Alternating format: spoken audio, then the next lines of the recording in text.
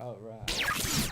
All right, hello everyone, and welcome to an all-new episode of the Anination Podcast. My name is Nate, and here's Omid. What is up, everyone? I hope y'all are doing great in Anination World here today, and we've got some relatively interesting topics to share with you all. Yeah, I mean, it's always going to be like that. We always have a lot of topics for y'all to share. I mean, here's the thing right now. I think we're in a different kind of time right now. You're thinking summertime is happening right now, but I think we're kind of in that verge of like fall's coming real soon because you know what I've seen recently? Those back to school sales. That is true. So to all the students that are currently watching our videos, keep an eye out for those back to school sales. It'll save you up money. Well, I don't know. Like, do we have a bunch of people that are still in school about to, buy their notebooks and stuff like that? There are those out there. Maybe even college students. Who knows? Yeah, I mean, I'm just saying out there. It's a general thing that we have back to school stuff happening. I'm just saying summer's about to end soon. I mean, we're still mid-July, so I'm not saying we're too close to fall, but we're approaching fall. Yeah, but I mean, either way, you're still feeling the heat. You're still having a fun time out in the summertime. So enjoy the last couple of weeks before, school starts. I know school starts in August for some people. That's why I'm bringing it up. Yeah. So, yeah, now's your chance to go out to the beach, go have some fun. Yeah. All right. Anyways, let's go to with catch up because we always do it every beginning of the episode. So how has your week been? My week has been relatively fun considering a certain event that we went to. We're going to talk about later. Yeah. But also, it's also been a great week of me watching shows, and there are even some comebacks like Penny and Stocking, for example. Yeah. Have you seen the opening? I've seen the opening, and the opening is it ain't no legit. Penny and Stocking, Penny versus Stocking. That old opening that you hear, from a long time ago. Yeah, no, it's Penny, PANTYSTOCKING, that sort of thing. It's not Teddy Lloyd either, unfortunately. It isn't, but I really dig the opening. I'm not going to spoil what it is, but when I look at it, I think... Yeah, I've already seen some videos about it, but I know Scandi and Nisox are in it, and it feels like they're like a team now. I don't know. Like, again, the first episode doesn't show much of Scandi and Nisox, but something tells me that they're a team. I don't know. Yeah, you're going to see Penny and Stocking and Scanty and Neat Socks. They'd have to... there are times that they have to collaborate in order to hunt ghosts, so keep an eye on that. Okay. Yeah, so... And also... City the Animation is also really funny. So you've been catching up on anime, right? I've been catching up on anime, yeah. Yeah, I'm trying my best to catch up on anime. I think this is one anime. It starts with a G. It's in Crunchyroll. Me and Mark, my roommate, has been loving the show so far. I have too. I've seen one episode. Yeah, it just feels very Soul Eater like or something because I don't know. It's just so badass and everything. I would say that it's a combination of. Like, what if Soul Eater went the way of Dead Man Wonderland? Well, she's not a prison. Well, he kind of is a prisoner because he went down to this. Because I'm getting Dead Man Wonderland. It's literally like, yeah, I get it. Because like he's not really like chained or anything or in a jail. He's pretty much in a world where it's just there's no peace and no. It's pretty much like you have to survive for yourself. Needless to say, where he is in is absolute hell. Yeah, it kind of is hell because it's like all the way down to the ground. Yeah. So either way, it was pretty interesting. Like. Anime, and again, it was promoted all over Dodger Stadium, and I was thinking, what is this anime? And it's Anime Expo weekend. I'm like, okay, this is probably something Dodgers would do. They bought One Piece event, they had a How Alive event, now they have been promoting anime now, plus Shohei Ohtani's there too, so there's that. Yeah, so there must be a reason why that anime was heavily promoted. It was heavily promoted. It's the fact, and you can understand why. Like, there's so many there. It's been really hyping it up. It's been really great to watch so far. Again, one of my favorite animes at the moment so far this summer. But then again, there's a lot of animes to watch this year. Oh, this season for sure. Yeah, same here. The 3 animes I just mentioned, yeah, they are high recommendation. Yeah. So great animes. This was awesome. Yeah. Yeah. And also, speaking of that, speaking of Crunchyroll, we're going to talk about a certain event we went to. Yeah, but let me go catch up in my week first, too. All right.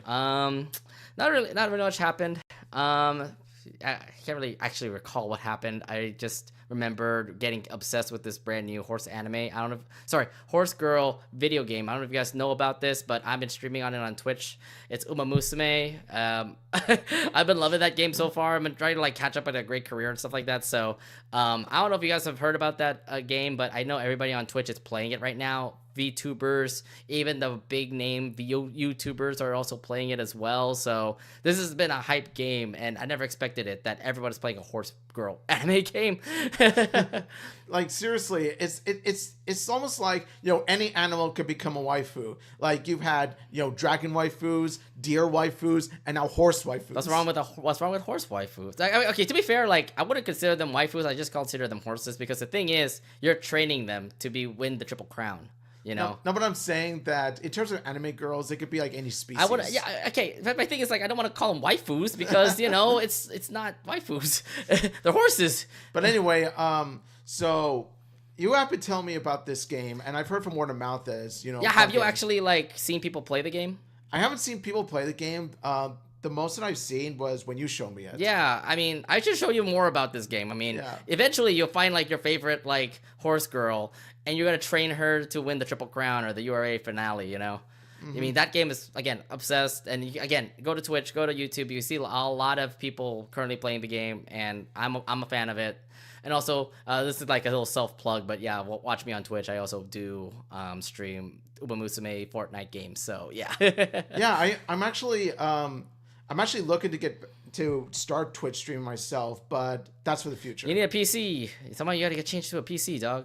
Oh no, I'm not. I have good luck trying to get Mac into a streaming service or something.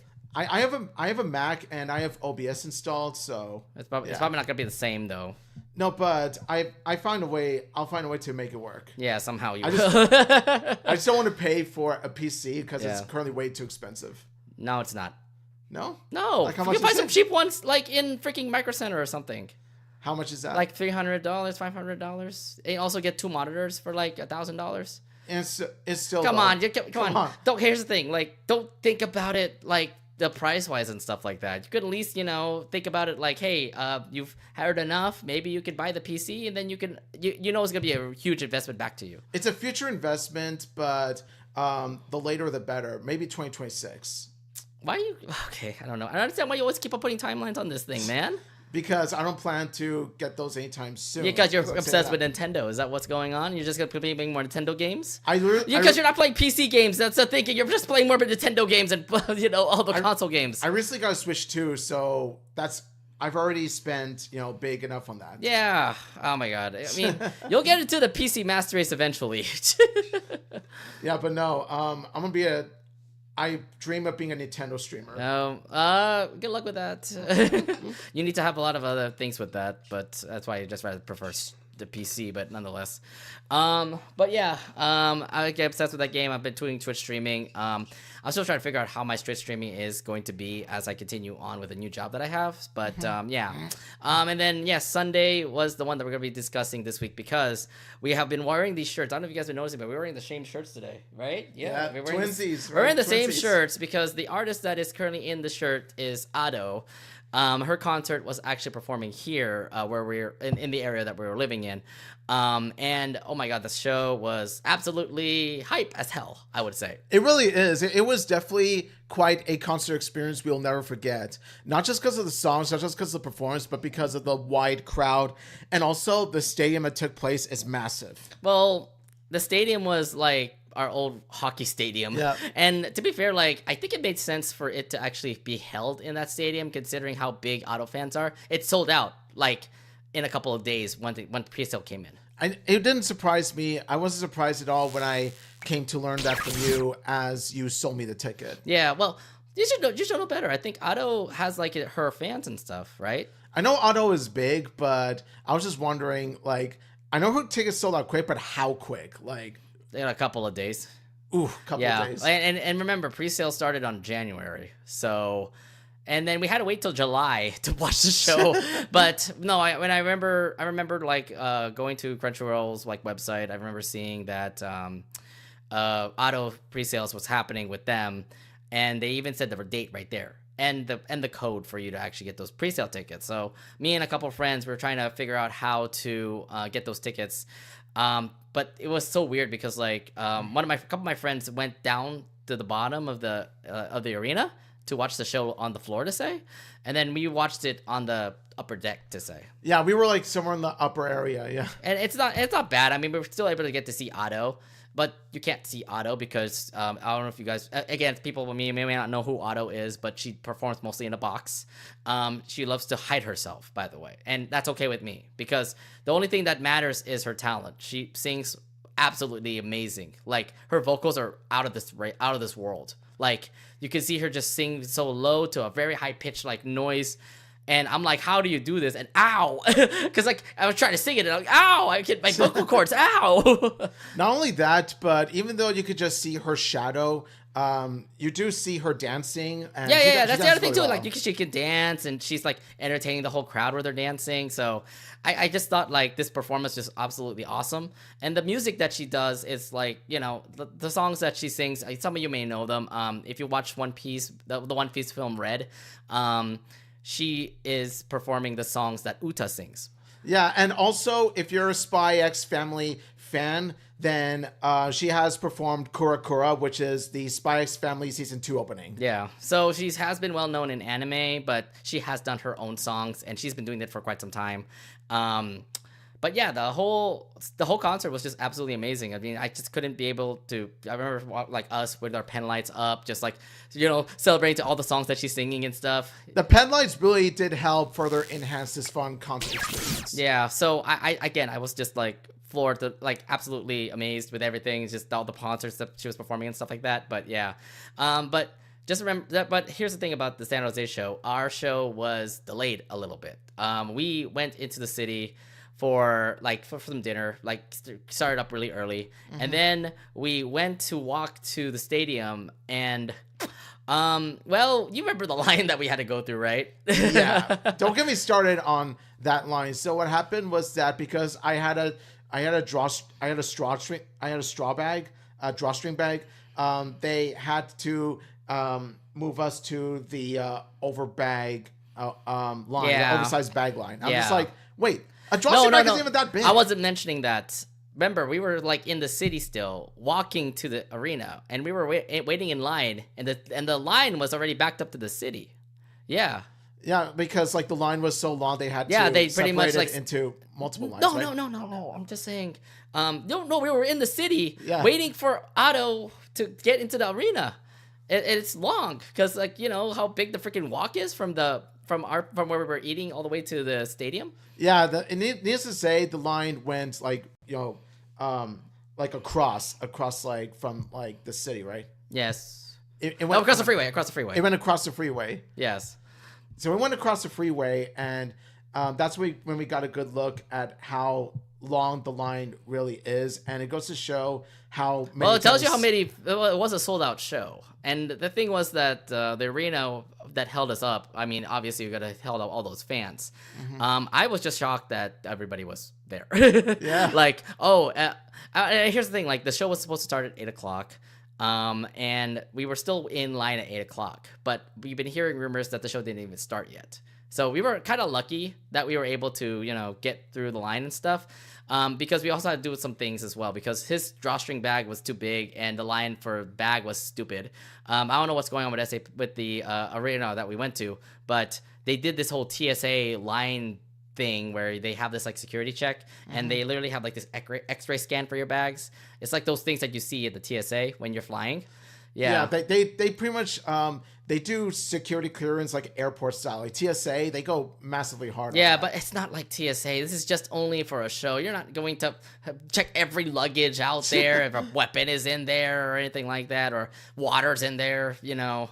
So again, like, that was unnecessary, but thankfully we did have an idea where we ditched the bag. We kind of like said, hey, we'll just put our stuff in the pockets, because the thing that you were carrying, there wasn't really much that you were carrying either. It wasn't. It was the stuff that was in the drawstring bag was you know, can fit in pockets. Like, these are stuff you carry in pockets. So that's what we did in order to get to the other line that moved much quicker.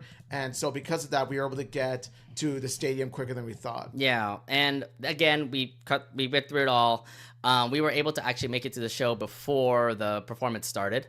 I remember like getting a beer while you went to the merch line, and I went straight to those seats just because like I just remember hearing people cheer, and I'm like, oh shit, the auto concert's coming. Okay, gotta run. Got my beer, ran, and then I got my beer, then went to the bathroom and then ran. And then I went to our seats, and thankfully the show didn't start. They were just putting out the warning saying like no video cameras, no taking photos. If they see you, then you may be escorted to go.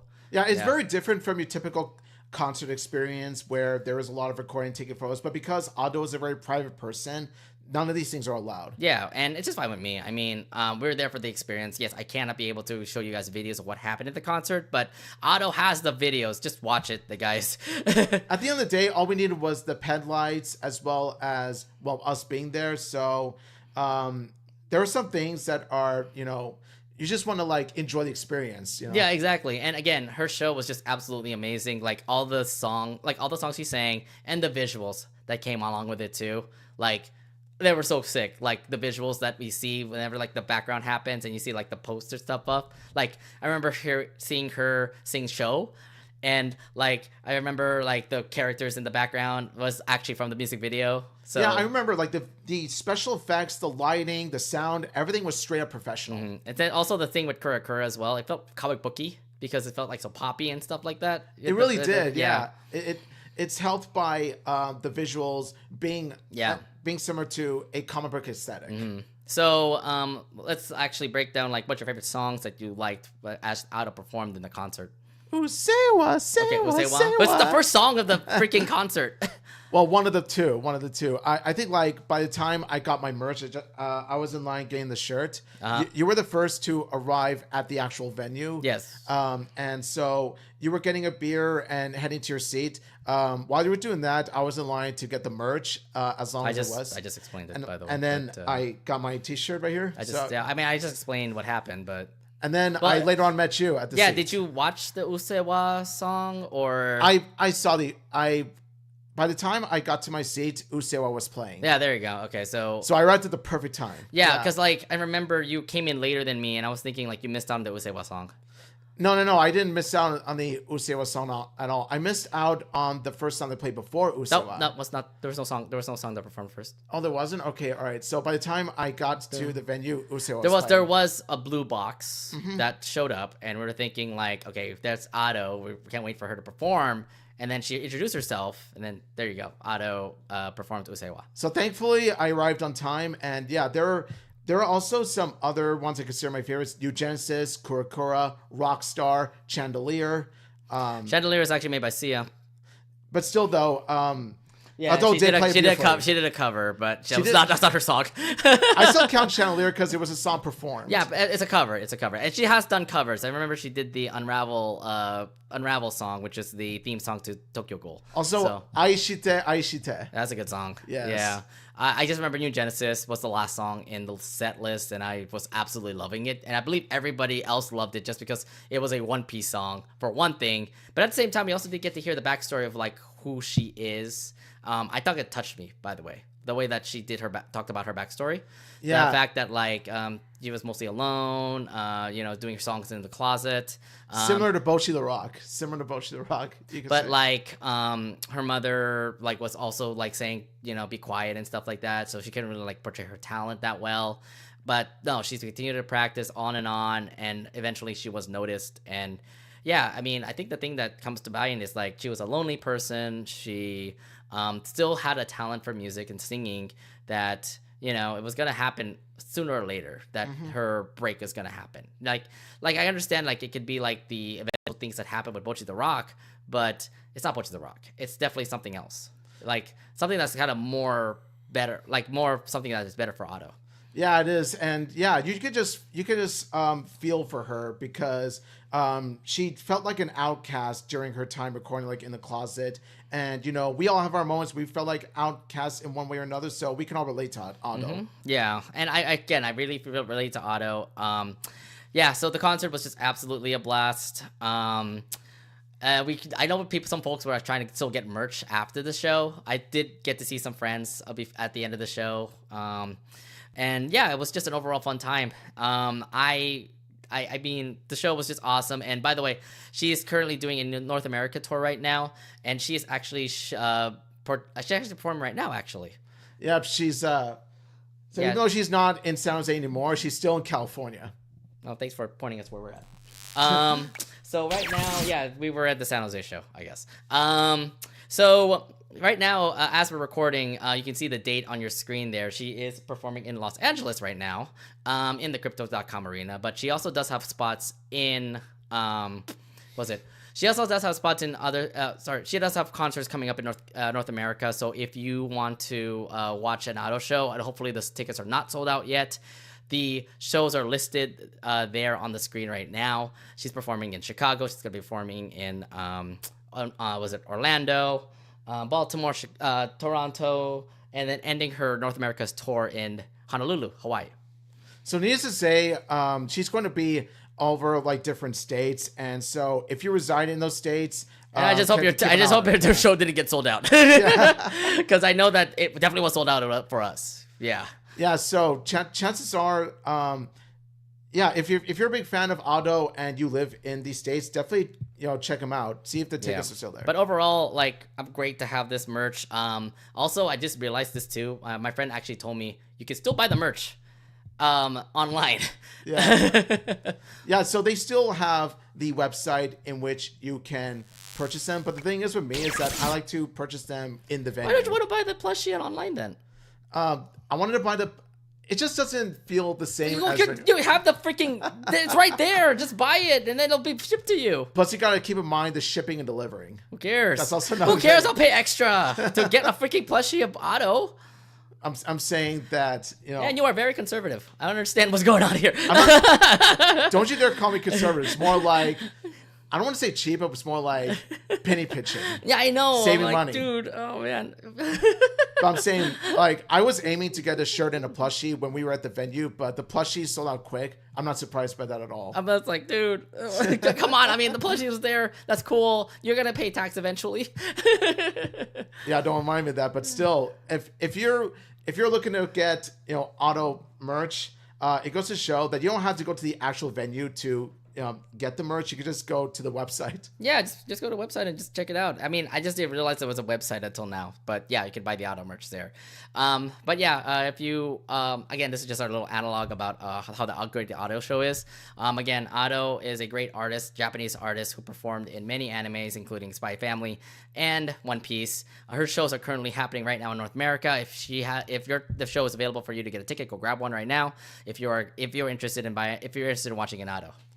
So Auto makes great music. She's a woman of talent, and highly recommend listening to her music. If you can't make it to the show for whichever reason, at least give her a listen. Yeah. All right. So after that whole Auto talk, we want to go straight to our episode. Oh yeah, let's go. All right, so let's actually go ahead and go straight to our episode, and let's actually start off with our first impressions, where we give off our big reviews about certain shows and certain shows that currently came out. This first impression is going to be something that we have been waiting for a long time to do because it just aired on Nickelodeon, and it's gotten some hype recently. I see you Loud House fans are actually loving the show right now. Yes. It is Wylde Pak. Wylde Pak. We're finally doing it. We're going to talk about Wylde Pak first impressions time. So when we heard that there was going to be a new Nickelodeon show called Wylde Pak coming out, what was the reaction? The fact that Wylde Pak is a show on Nickelodeon. So when I heard that there was going to be a brand new Nickelodeon show, and especially one that is co-created by a couple of people involved with the Loud House, including Kyle Marshall, I was super hyped for this because number one, Nickelodeon needs more variety, and number two, when I look at Wylde Pak, this looks to be an interesting slice of life show. Because here's the thing. Like when I saw Wylde Pak, I was thinking like it was a family of. Well, I didn't really expect it because it was just like a family where you have like a sister, a brother, and you have a mom and dad and a grandma. I didn't really break it down until I saw like it was actually a family where it's like, it's a mom and dad. It's a family. It's a multi-generational Korean American family. Yeah, but here's the thing about it. There's a little bit different about that family because it is Korean, and I'm like, oh, Korea. Okay, we never had like Korean representation that much in in cartoon media as of late. So it was happy. It actually got interest me right there. Like the fact that it actually is Korean American family right there. Yeah, and based on what we've seen, it does pay so much respect to Korean culture. Yeah. Oh God, there's so many things that we can discuss in the episodes, but we're not. Again, we'll break that down later on in our segment here. So the story of Wylde Pak is set in the town of Canyon Valley. The show is about two half siblings. Emphasis on half, by the way, because the half siblings are named Jack and Lily. They're pushed out of their comfort zones as they learn to get along with and coexist while navigating with new family dynamics, as well as endless hijinks while helping the family run their pet grooming and boarding business. So what are your thoughts on the premise so far when it comes to the show? My thoughts on the premise are these are all puzzle pieces to making together to make one wholesome slice of life series, because you can already tell that there's just a tiny bit of Loud House vibes to it, and it's siblings pretty much adjusting and coexisting with each other. You know how? Although to be fair, like the way that they got introduced would be different, because like the Louds have been already a family. Like they know how to cooperate as brothers and sisters. When we see the first episode of Wylde Pak, for example, they're actually half brother and sister, because Lily is born with his mom and dad, but Jack is born with another mom and Lily's dad. Mm-hmm. So that makes them half siblings, and the show takes an interesting turn because it really delves into half sibling relationship, which we rarely see on cartoons. I never really expected that either, because I was like, okay, when I first saw Jack and Lily, I was thinking like, oh, they're both brother and sister, but it's not the case actually.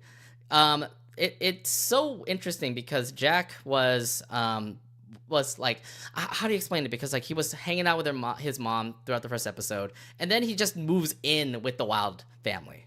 Yeah, so Jack he's an adventurous young boy who loves to adventure with his mom in the Amazon rainforest, but later on he gets sent to live with his dad as well as like his half family.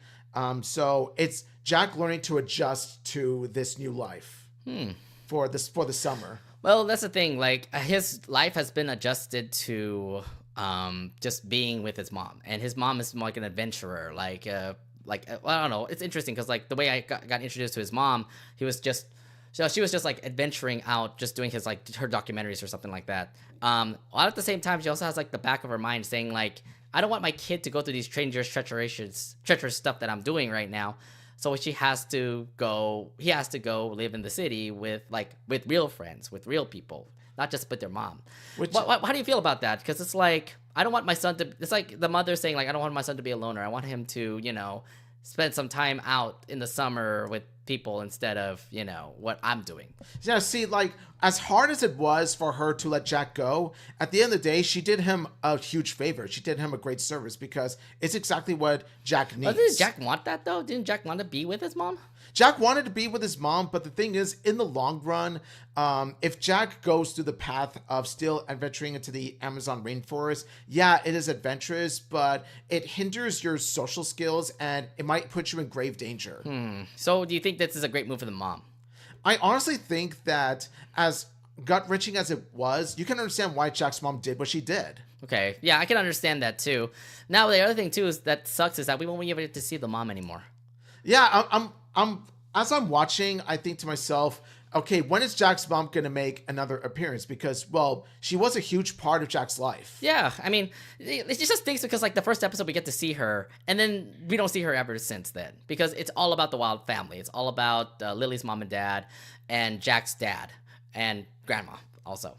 I understand, but at the same time, though, you gotta give Jack's mom some love as well, because... Well, I can't... That's the thing. Like, I have to give her some love as well, but again, we will not see her until probably, like, maybe in the mid-season or something. Hopefully. But I'm just saying, like, I mean, I would love to get more interest about Jack's mom, but I know that it's all about the Wylde family, about, like, how Jack's dad and Lily's mom and dad, work together in a family living in the suburbs, to say. Yeah, so this is a huge character arc for both Jack and Lily for their own reasons. We'll delve into that later on. We'll go into talk about it. Yeah. Okay. Yeah. I don't know why we need to talk about the music because first off, the songs are not bad, I guess. Theme song is just one 10-second song. No, but if you watch the extended music video, the song is actually not only is it catchy, but it's so down to earth. But you don't really hear it in the show, though. You barely hear it in the show, but you can hear the tune of it, and it's just so soothing. Yeah, it's just very like I like the whole like what was it soundtrack that comes with it. Yes, it definitely feels very homey vibe, like to say. It does feel homey vibe, and it definitely feels welcoming. It sounds welcoming, like they welcome you into this home. Oh yeah, indeed. So I'm liking this premise so far. It looking to be fun, and it's just the way that it got introduced, and we'll talk about that later on in the segment. But yeah, the way it got introduced kind of like got me into the show now. All right, so let's actually talk about the characters of the show, and we're going to start off with the sister Wylde Pak. What is it? A highly energetic and fun-loving preteen girl who planned to have an empty room. Okay, so we'll just talk about the highly degenerate and fun-loving preteen girl. So what do you think about Lily so far as you watch Wylde Pak? Lily is my favorite Pak. Like, she is definitely the best character of the show. Not only is she has such a fun-loving personality, not only she honestly is the most expressive of all the characters, but she's also into gaming, she's into boba, she's into K-dramas. I think, like, she's my spirit animal. Yeah, I have a feeling like Lily is going to be like us. Like she's a nerd. She plays video games. Like, yes. I can totally see her. Like, she, like in the first episode, she just like literally plays video games like in her room and stuff. She really wanted these goals to happen, and so she'll do whatever it takes to get these goals. And I've seen this, like, again, in many episodes that I've seen so far. So, yeah, Lily, again, a great spirit animal. She's like, I wouldn't say like crazy like star or anything like that. She's probably like a hyper kind of girl, but she's a Genki girl. She's still. How you call? What do you mean by Genki? By like free spirited, bubbly, happy, and all this stuff. Yeah. And I think that kind of expresses it. Yeah. So like a Maple Pines Star Butterfly sort of character. I can probably say like Mabel Pines to say. Yeah, she definitely is kind of like a Mabel Pines character. Like, but she's so wholesome. Like, I absolutely like adore Lily at the moment. She's definitely one of my favorite characters in the show. Then there's Jack Wylde. The adventurous young boy who's documenting and recording videos. He spent a long time adventuring with his mother in the Amazon until his mother sent him to the Wylde family. How do you feel about Jack Wylde? I feel like Jack Wylde is definitely a key character, just like Lily is in the show. I feel like his character development is just as enriching as Lily's, because it's him learning to adapt to a new environment. Like, Jack is used to adventuring, going to all these rainforests and such, but he is not used to just living in a city, like in the suburbs.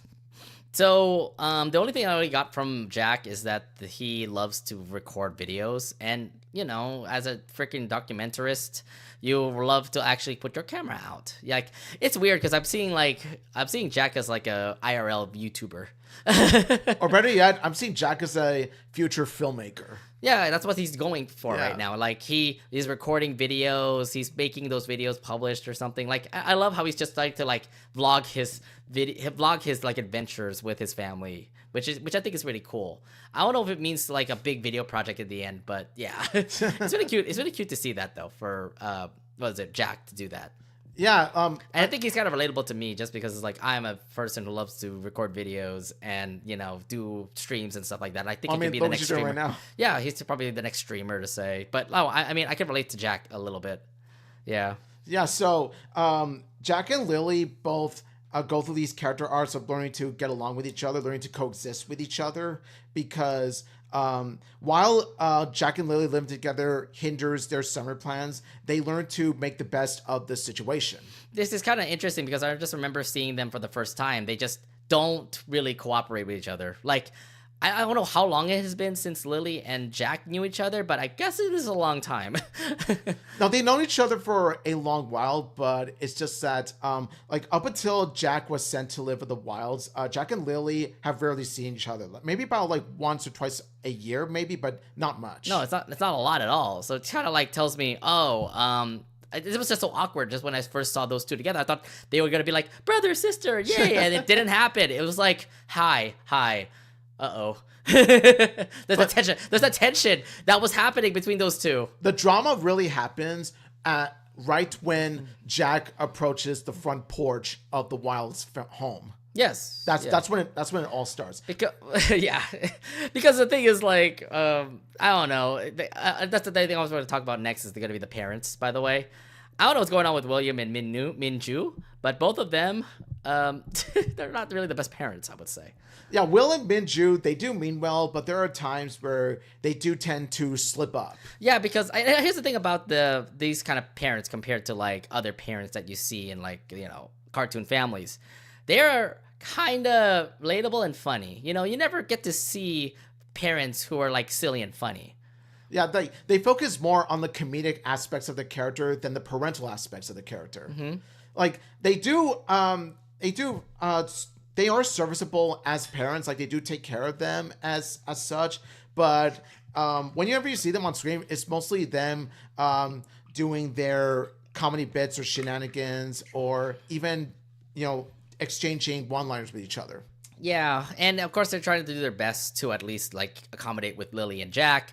It doesn't turn out to go well because somehow they just continue to give bad news to Lily. You gotta feel for the poor girl. Like the girl cannot catch a break. She was so dedicated for this goal and that goal, and then like it's so sad to hear that.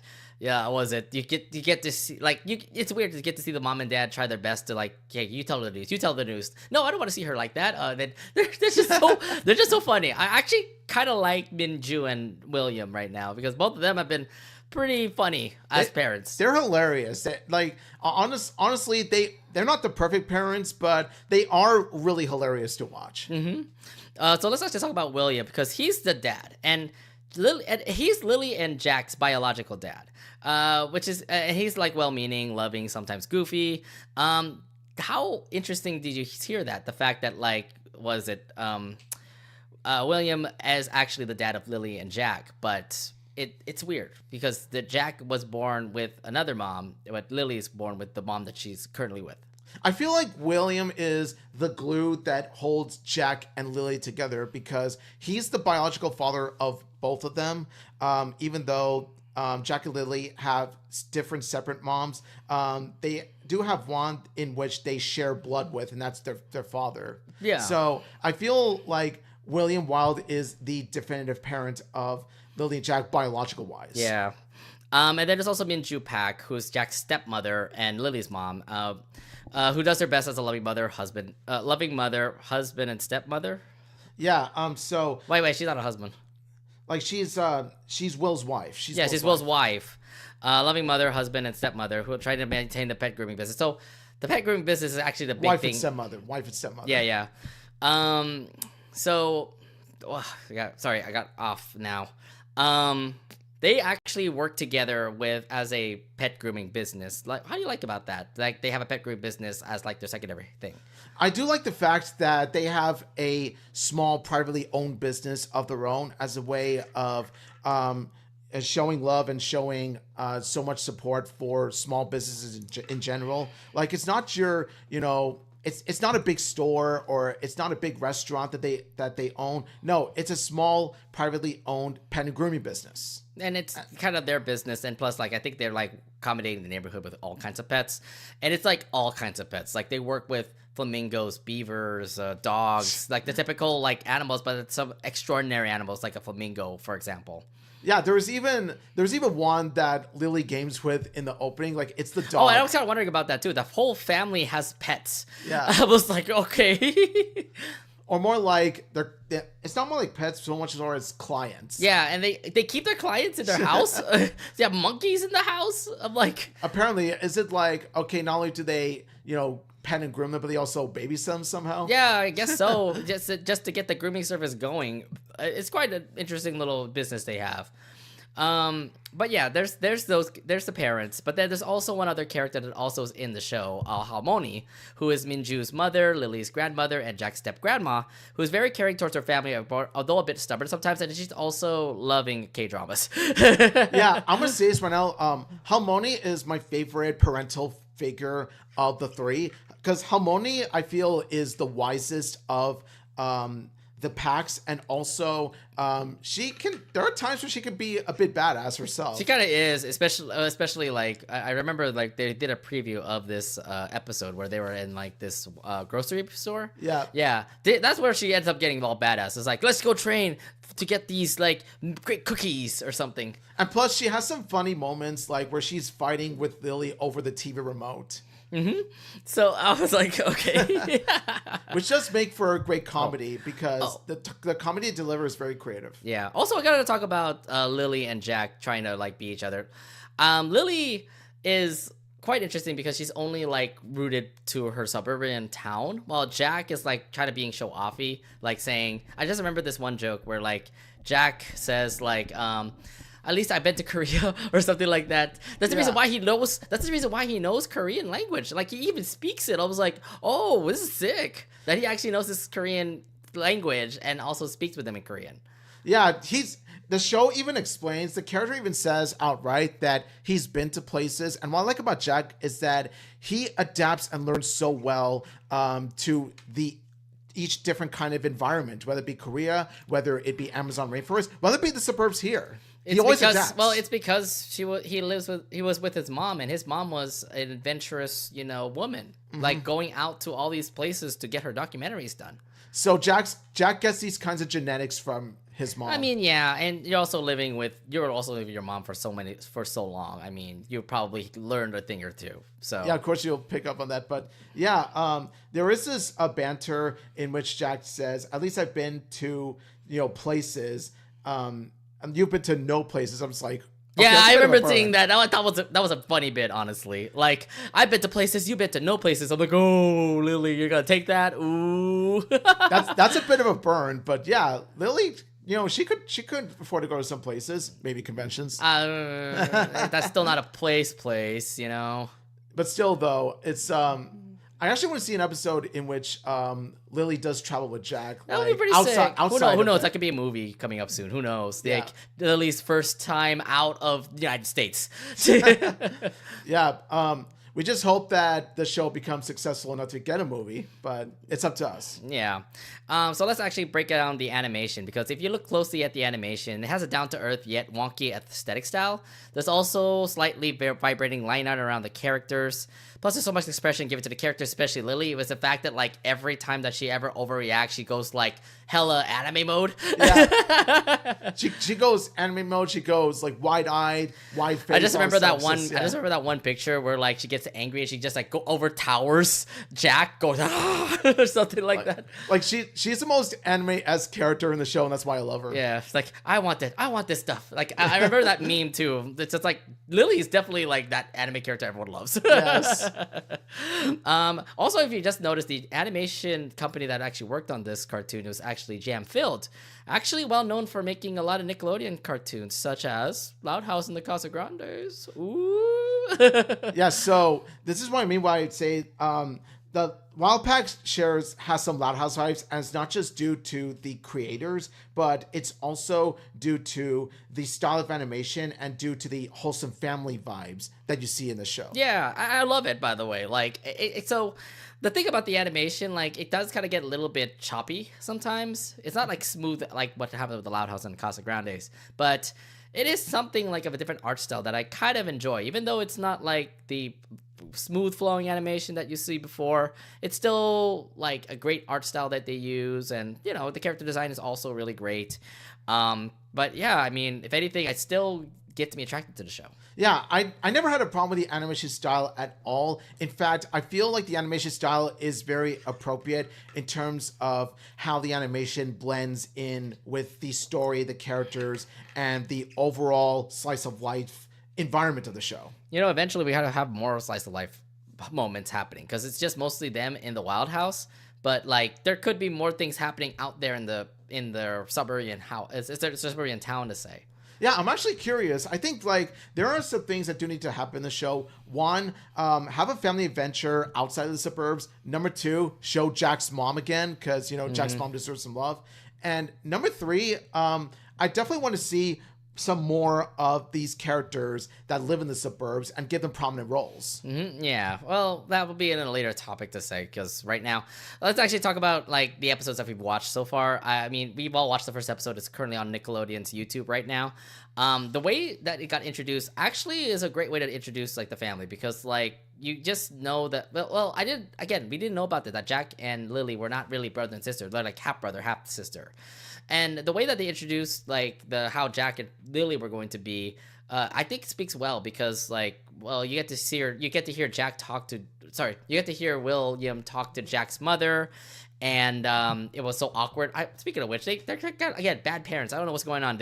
They absolutely missed a call or something that Jack was gonna be there at their house. Yeah, even Harmony was even saying, Will, your ex-wife wants to talk to you. They're all in Korean. And then, I remember Will saying, do you know what she says? Nah. I'm like, what the fuck, Mom? What the fuck is going on with Minju? like I said, Harmony is the best parent of the three. Because she at least has the wisdom. Like I said, she's just obsessed with the K-dramas.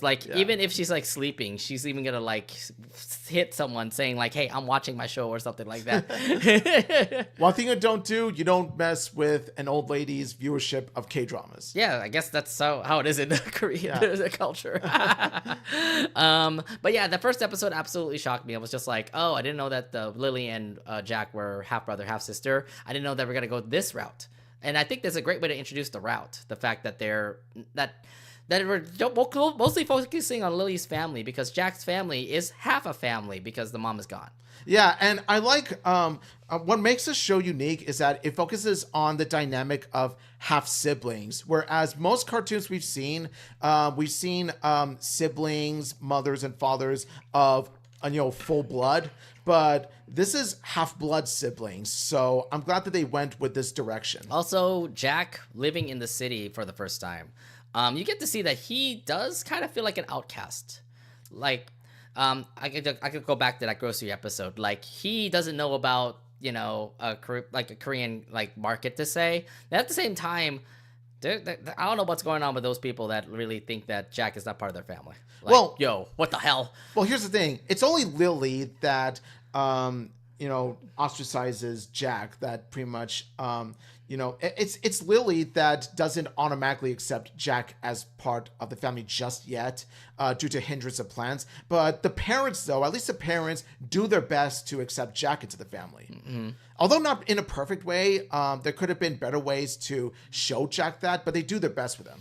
They're trying to do their best with him, especially with the fact that it was just so last minute. I just remember again seeing the parents just try to accommodate with Jack, although them trying to share a room will not work with Lily. And this shows they're still trying to adjust with the room adjustment too. So yeah, they are, and it's both Lily and Jack learning to come into terms with their new situations, their new summer living situations. Yeah. Either way, I mean, the first episode again just absolutely blew my mind, and then I did watch the grocery episode, which I thought was absolutely hilarious.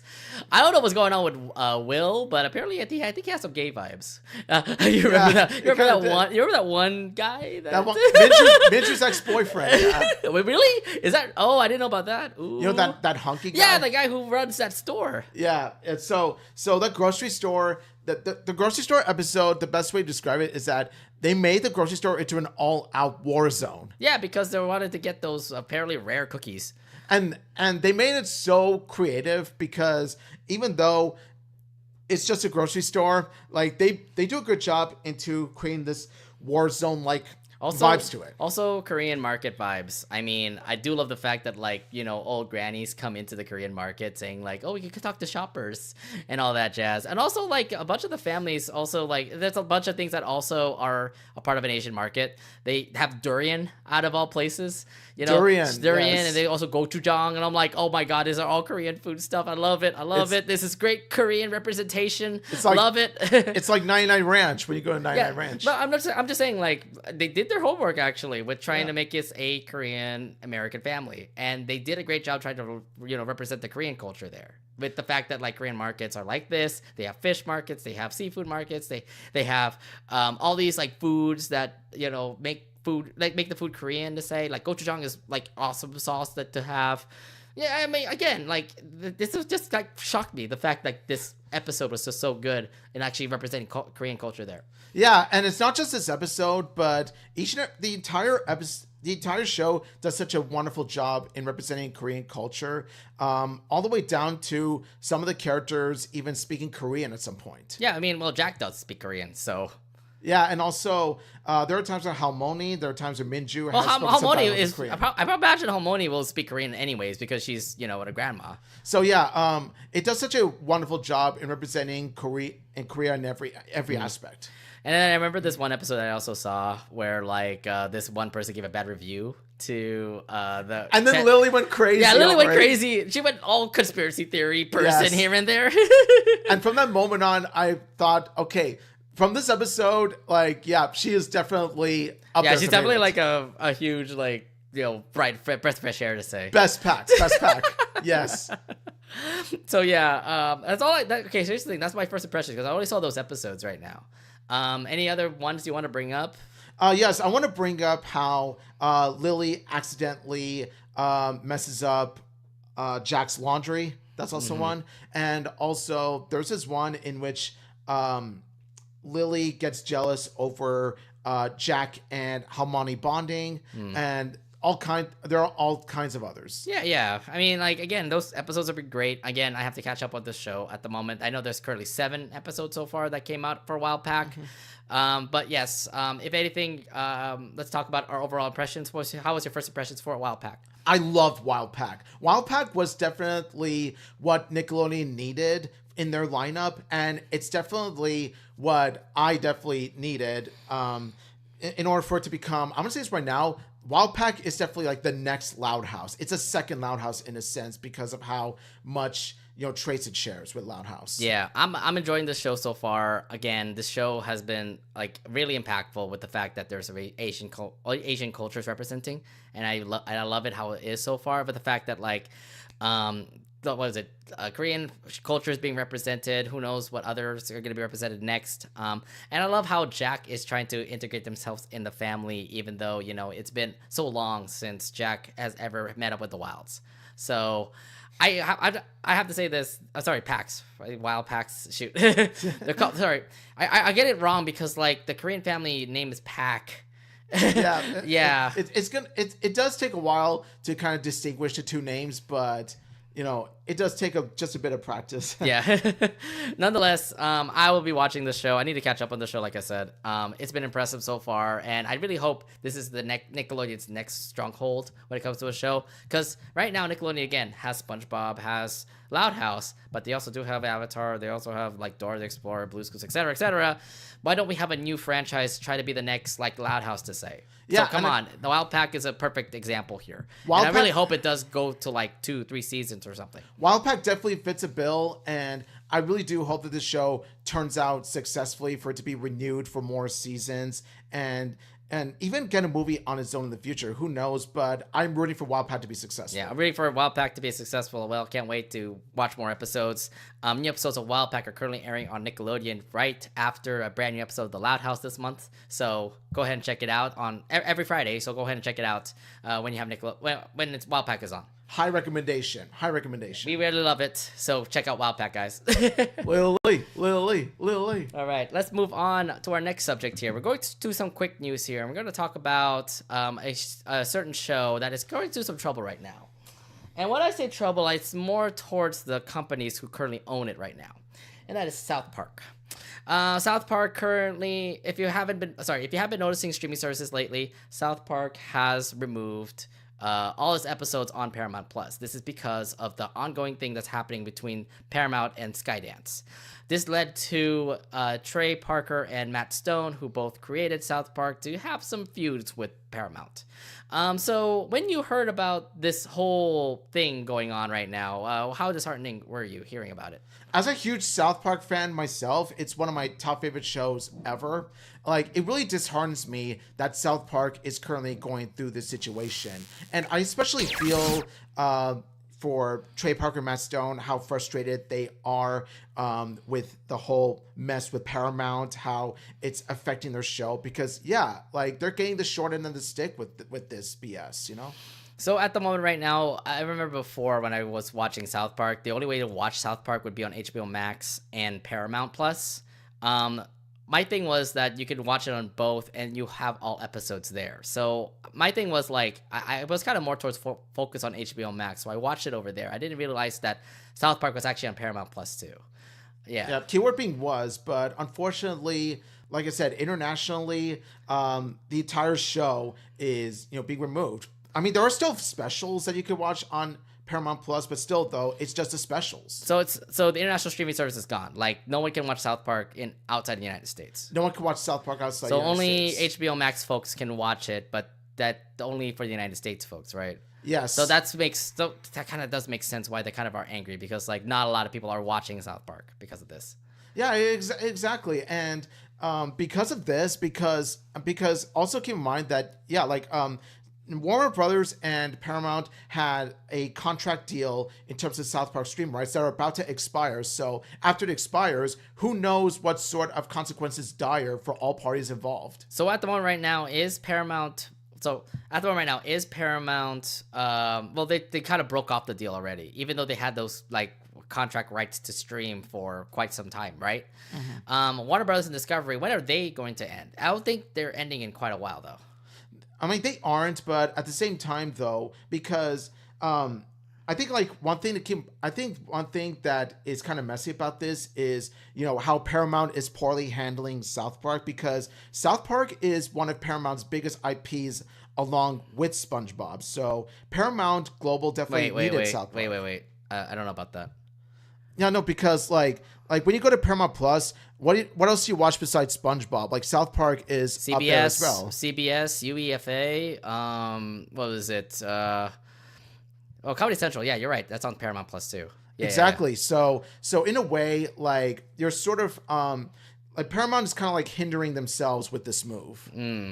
So yeah, I'm trying to I'm trying to understand like what was going on here. The fact that like Warner Brothers Discovery still stream South Park, but at the same time, those who have Paramount Plus in other regions can't be able to watch it, because yes, you're right. South Park is owned by Paramount Plus by Paramount, pretty much. Exactly. So they're kind of shooting themselves in the foot in the sense. Yeah. Like not only are they screwing over like Trey Parker and Matt Stone, because it doesn't help that the newest season is now being delayed because of the merge. Oh, that's right. Yeah. Oh, that's gonna really mess things up now. So what else is next? Because I remember the latest special they had was like, they had a new special that came out though. I forgot about it, but I know there was something new that came out. It was Cred. It was the Cred one. Yes, that one. Yeah, the Cred one. It was the newest one we've had, and it's been a while since we've had that particular special. So yeah, if anything, there's specials, and we're kind of wondering like, what is your next new episodes coming out? What's the next season of South Park coming out? Because we just keep on getting special after special, but then where's the new episodes that you're having? And this whole Paramount thing just kind of blew it out of the water. Yeah, like the merger, the Paramount Skydance merger is what's screwing over South Park at the moment. Not only that, but also, let's be honest, Paramount Plus isn't really doing as well in comparison to some of the bigger streaming services like Netflix, Disney Plus, HBO Max. They are correct. It's not amongst the top three. You are correct, because at the moment right now, Paramount Plus kind of is like, what is that? To be fair, like it has Nickelodeon, it has Showtime, it has CBS and Comedy Central, but you're right. Like, what else is there to stream? I'm watching Loud House there, which is great, but that's it. So with this move, like by screwing over South Park, you're also screwing over yourselves even more, because now Paramount Plus is in an even worse position than ever before. Yeah. Now there's been ongoing conflict between Paramount's South Park creators that led to this decision. Trey Park and Matt Stone have publicly voiced strong grievances against it, specifically related to the company's upcoming merger with Skydance. And at the moment right now, they're actually thinking about suing Paramount Plus because of this move. Yeah, and I don't blame them for that, because imagine this, like you have everything set. You pretty much think that you're settled with Paramount, but because of the merger, like things are sort of like you starting to go awry because of it. Yeah, I don't even know what's going on with this whole Paramount Skydance merger, because like at the moment they're trying to work things out. Yeah, like what this whole Paramount Skydance merger is going to do. I have a feeling like this whole Paramount Skydance merger is kind of feeling like what's going on with Warner Brothers Discovery. Like, what are they doing right now? Are they trying to write off shit, like the stuff again? Like, are they trying to write off South Park? Is that what's going on here? And what happens that the contract, like the deal between Warner Brothers and Paramount is expiring, and so not Warner Brothers and Paramount. Oh no, it's like the streaming rights deal that they have is about to expire, and then after the expiration, who knows what's gonna happen? Because here's the thing, like, yeah, that's the streaming thing, but then like, what's going to happen next for South Park? Like, are they making new seasons still? They're making new seasons still, but so you're making us like go back to Comedy Central on cable? It's not like South Park is being canceled outright. Because the thing is, like, if you're not gonna air it on Paramount, then we're gonna watch the new South Park episodes on Comedy Central, like on the TV screen. Yeah. So but cable is dying. So if you have cable, consider yourself lucky. Like if you have Comedy Central, because you know you can still watch South Park. But yeah, we're in a day and age where you're right, cable is dying and streaming is the norm. So for the future of South Park, like even taking Comedy Central, using that as a backup plan, like even using that as defense, it still doesn't hold up that strongly because, well, it's a cable network, it's a cable channel. Yeah, and Comedy Central pretty much like Comedy Central pretty much has just used all of their like all of their shows onto Paramount Plus now. So there really is no point in like writing off one of your best shows on Comedy Central to where now, because like you can't put it on Paramount Plus. It's just gonna be on Comedy Central. There has to be some sort of thing where like hopefully the merger like succeeds or something. I don't know. Again, this whole Paramount Skydance merger is kind of feeling like the vibes of like Discovery Warner Brothers right now. Yeah, it's like Skydance is to Paramount what Discovery was to Warner Brothers. Yeah, and I don't know what'll happen in the end. I'm just hoping like it doesn't really hit a lot of things, like Nickelodeon doesn't get really affected, or because look what happened with the Warner Bros. Discovery. Cartoon Network's pretty much non-existent now.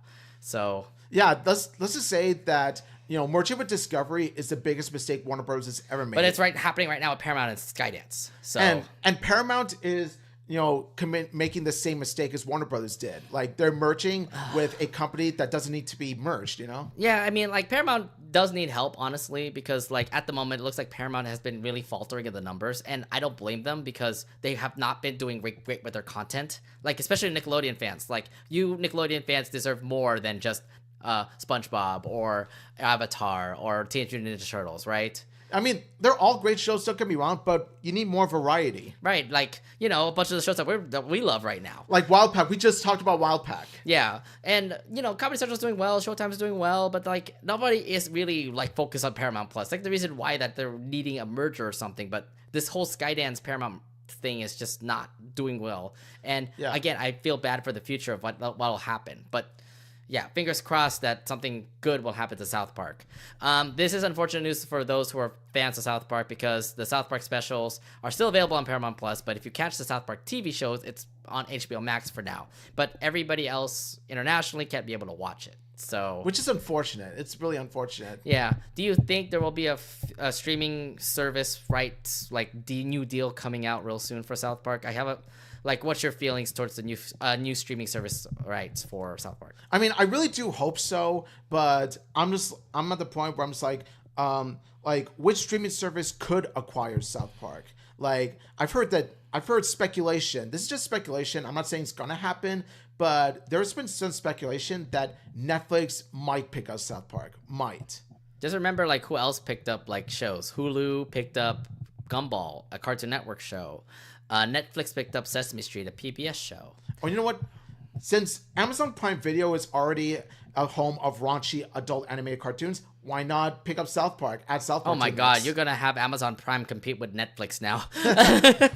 like Amazon Prime Video. Think about it: Hazbin Hotel, Hell of a Boss, you know, the newest Penny is Talking anime show, and now South Park. Yeah, I just don't understand these whole streaming rights stuff. It feels like the big companies are just like going to other streaming services, like having Cartoon Network stream on Hulu now, having having a bunch of other things stream on Amazon Prime now. Like this is some sort of like wonky things happening with their big main companies, like streaming on other things. At least Disney, on the other hand, is not doing anything when it comes to their properties, minus Helios on it, unfortunately. Yeah, honestly, like imagine this. Hulu picks up South Park, and then South Park is indirectly owned by Disney because of it, because Disney owns Hulu, Hulu owns South Park, you know? Oh man, it's gonna be that'd be crazy. Do the math. And it's gonna be ironic considering how Mickey Mouse, Disney's mascot, is actually one of the villains of South Park. Yes, I remember those episodes. Jesus. Oh, that's ironic. Oh. That'll be fun. And I don't know. I have a feeling South Park would definitely not be a Disney property anymore. I mean, I don't think it's gonna happen. I don't think it's gonna be on Hulu. No, it has a higher chance of being either Prime Video or Netflix. Again, this whole streaming service thing is gonna be out of whack. But here's the thing that I want to say. I hope Trey and what was it, Matt? Trey Parker and Matt Stone. Yeah, hope Trey and Matt actually win their lawsuit, because this is unfair for them. Like, if anything, settle it out of court, and then I don't know about how crazy this whole Paramount Skydance merger is happening at the moment, but for right now, Trey and Matt, you have been pretty much screwed over right now, and I really hope you do get your comeuppance, that Paramount and Skydance will actually, do something, well, not really do something, but more like, they give you like the I can't really say what fuck. Can you rephrase? I don't know what to say. So I really do hope that Trey Parker and Matt Stone not only win the lawsuit, but that they come out of winners. Yeah, at the end. I don't know law. Okay, and so I cannot talk about lawsuits or suing or stuff like that. So I'm very sorry if I'm jumbling my words here. It's because Paramount is going against the negotiation contract deals. So pretty much, so the merger is sort of breaking some guidelines in this negotiation deal between Paramount and South Park. So I really do hope that Trey Parker and Matt Stone, sue them, they win, and then their win would be heavily big for South Park. And then who knows where South Park will go there afterwards. So who knows what streaming service will pick up South Park, but only time will tell. But at the moment, what I'm hoping at the end of this, though, is that this whole Paramount Skydance merger ends quickly, so that a new, better contract will work out for Trey and Matt. Yeah, because apparently like Paramount and Skydance are still in the talks. They're still currently merging while they're talking and negotiating between the two. It's it's been going on for too long. Yeah, it's just a little too much out there. But nonetheless, South Park is being screwed over right now. We are lucky to at least watch it right now on HBO Max. But for those who are watching us internationally, we are very sorry that South Park is gone. So pirate, go be a One Piece pirate now and pirate those episodes if you want to. My heart goes out to each and every single one of you. I don't condone it, but if you want to, go pirate those episodes. Ironically enough, they did have a South Park episode in which Cartman and his crew of kids become pirates. Oh my god. Did they actually pirate?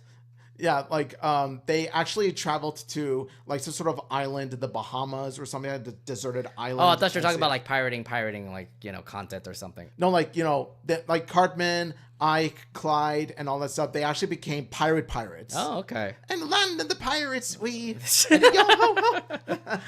Yeah, I do miss South Park, and I really do hope this whole merger with I hope this whole thing with South Park will get resolved soon. Yep. Going down to courthouse, going to sue some friends of mine. Oh my god, sue some friends. All right, let's go ahead and talk about our main subject tonight. All right, so I don't know if you guys all remember June 20th, 2025. Two big movies came out during that day. One came into theaters. It was heavily promoted. It was aired in the NBA Finals. It was all over Disney Channel. It was all over ABC. Pretty much every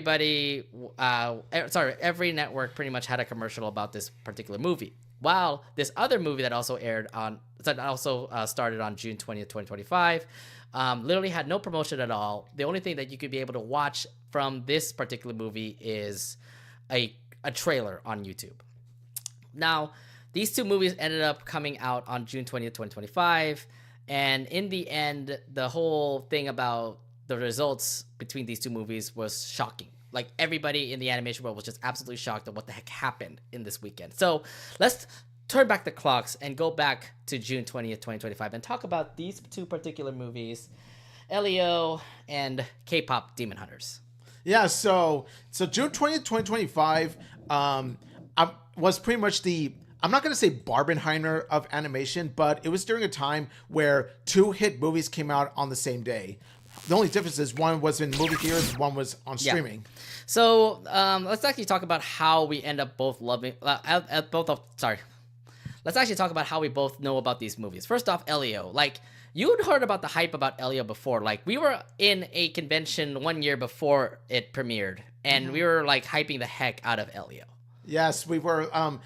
Now, when we took a look at Elio, we were rooting for this project to be successful, not only because it's an original Pixar film, but also the details that were given to us were made us interested in it. Yeah, I mean, we even get to see the voice actors and actresses. I mean, we got Zoe Saldana, who was voicing the auntie, while Elio is being voiced by a brand new cast member. And to be fair, like, when you see the whole premise of, like, you know, why a little kid wants to be abducted by aliens, you know, and you watch the whole movie, you get to see, like, okay, that makes sense why he wants to be like this. Yeah. Because in a way, all of us have been in Elio's shoes at one point where we want to travel out or differ to another, like, be in another world that is different from ours. We were all Elio at one point. Yeah, indeed. So, you know, we wanted to, like, venture out into the vast known universe and actually meet some people that actually care about us, you know, that kind of thing. Exactly. Like, Elio is a kind of movie that tackles the subject of feeling alone. Yeah. Then there comes this movie that nobody heard about. That we have been talking about it in a couple episodes of the Anination Podcast, but when it came out on June 20th, we were thinking, like, will this really be a good movie? And that is KPop Demon Hunters. It talks about, I mean, and the whole pack about KPop Demon Hunters is about this whole K-pop group that fights demons, like, that performs in the day but fights demons in the night. Mm-hmm. So when I heard in the first place that we were getting a K-pop Demon Hunters movie that incorporates both the K-pop aspect and Demon Hunter aspect, I was hyped as hell. Yeah, I know you were. And you were hyped as heck. It's like, okay, that's interesting. I just remember, like, a couple episodes before, I was thinking, like, will this really be a good movie? And I understand, like, people are saying, like, why is this in a theatrical release? And I was like, maybe it shouldn't, because not a lot of folks will probably like a fact that a K-pop band will be demon hunting, because it's, like, so cliched. This is literally me, like, talking, like, months ago, by the way. So yeah, but, like, it's a combination of two things that are popular in terms of Asian media: K-pop and demon hunting, because Demon Slayer. Yeah, and again, like, again, it's just dumb old me, honestly. Just literally saying, like, this can't be right. I don't think this will attract people, you know? Boy, did that age like milk. I know it did. It aged like milk, dude. Like oh how you said Lilo & Stitch was gonna be a bad movie. Well, I mean, no. Well, here's the thing. Remember before you saying, like, I will never go to watch the Lilo & Stitch live action series, but then you did watch it? I did watch it, and I still didn't like it anyway. I don't care. You said you had a huge hatred towards it because you remember you had that whole huge hatred about live action films. Yeah. Yeah. You said you did show your praises that you really liked the Lilo & Stitch movie until you watched it, but still. But still, though, back to K-pop Demon Hunters.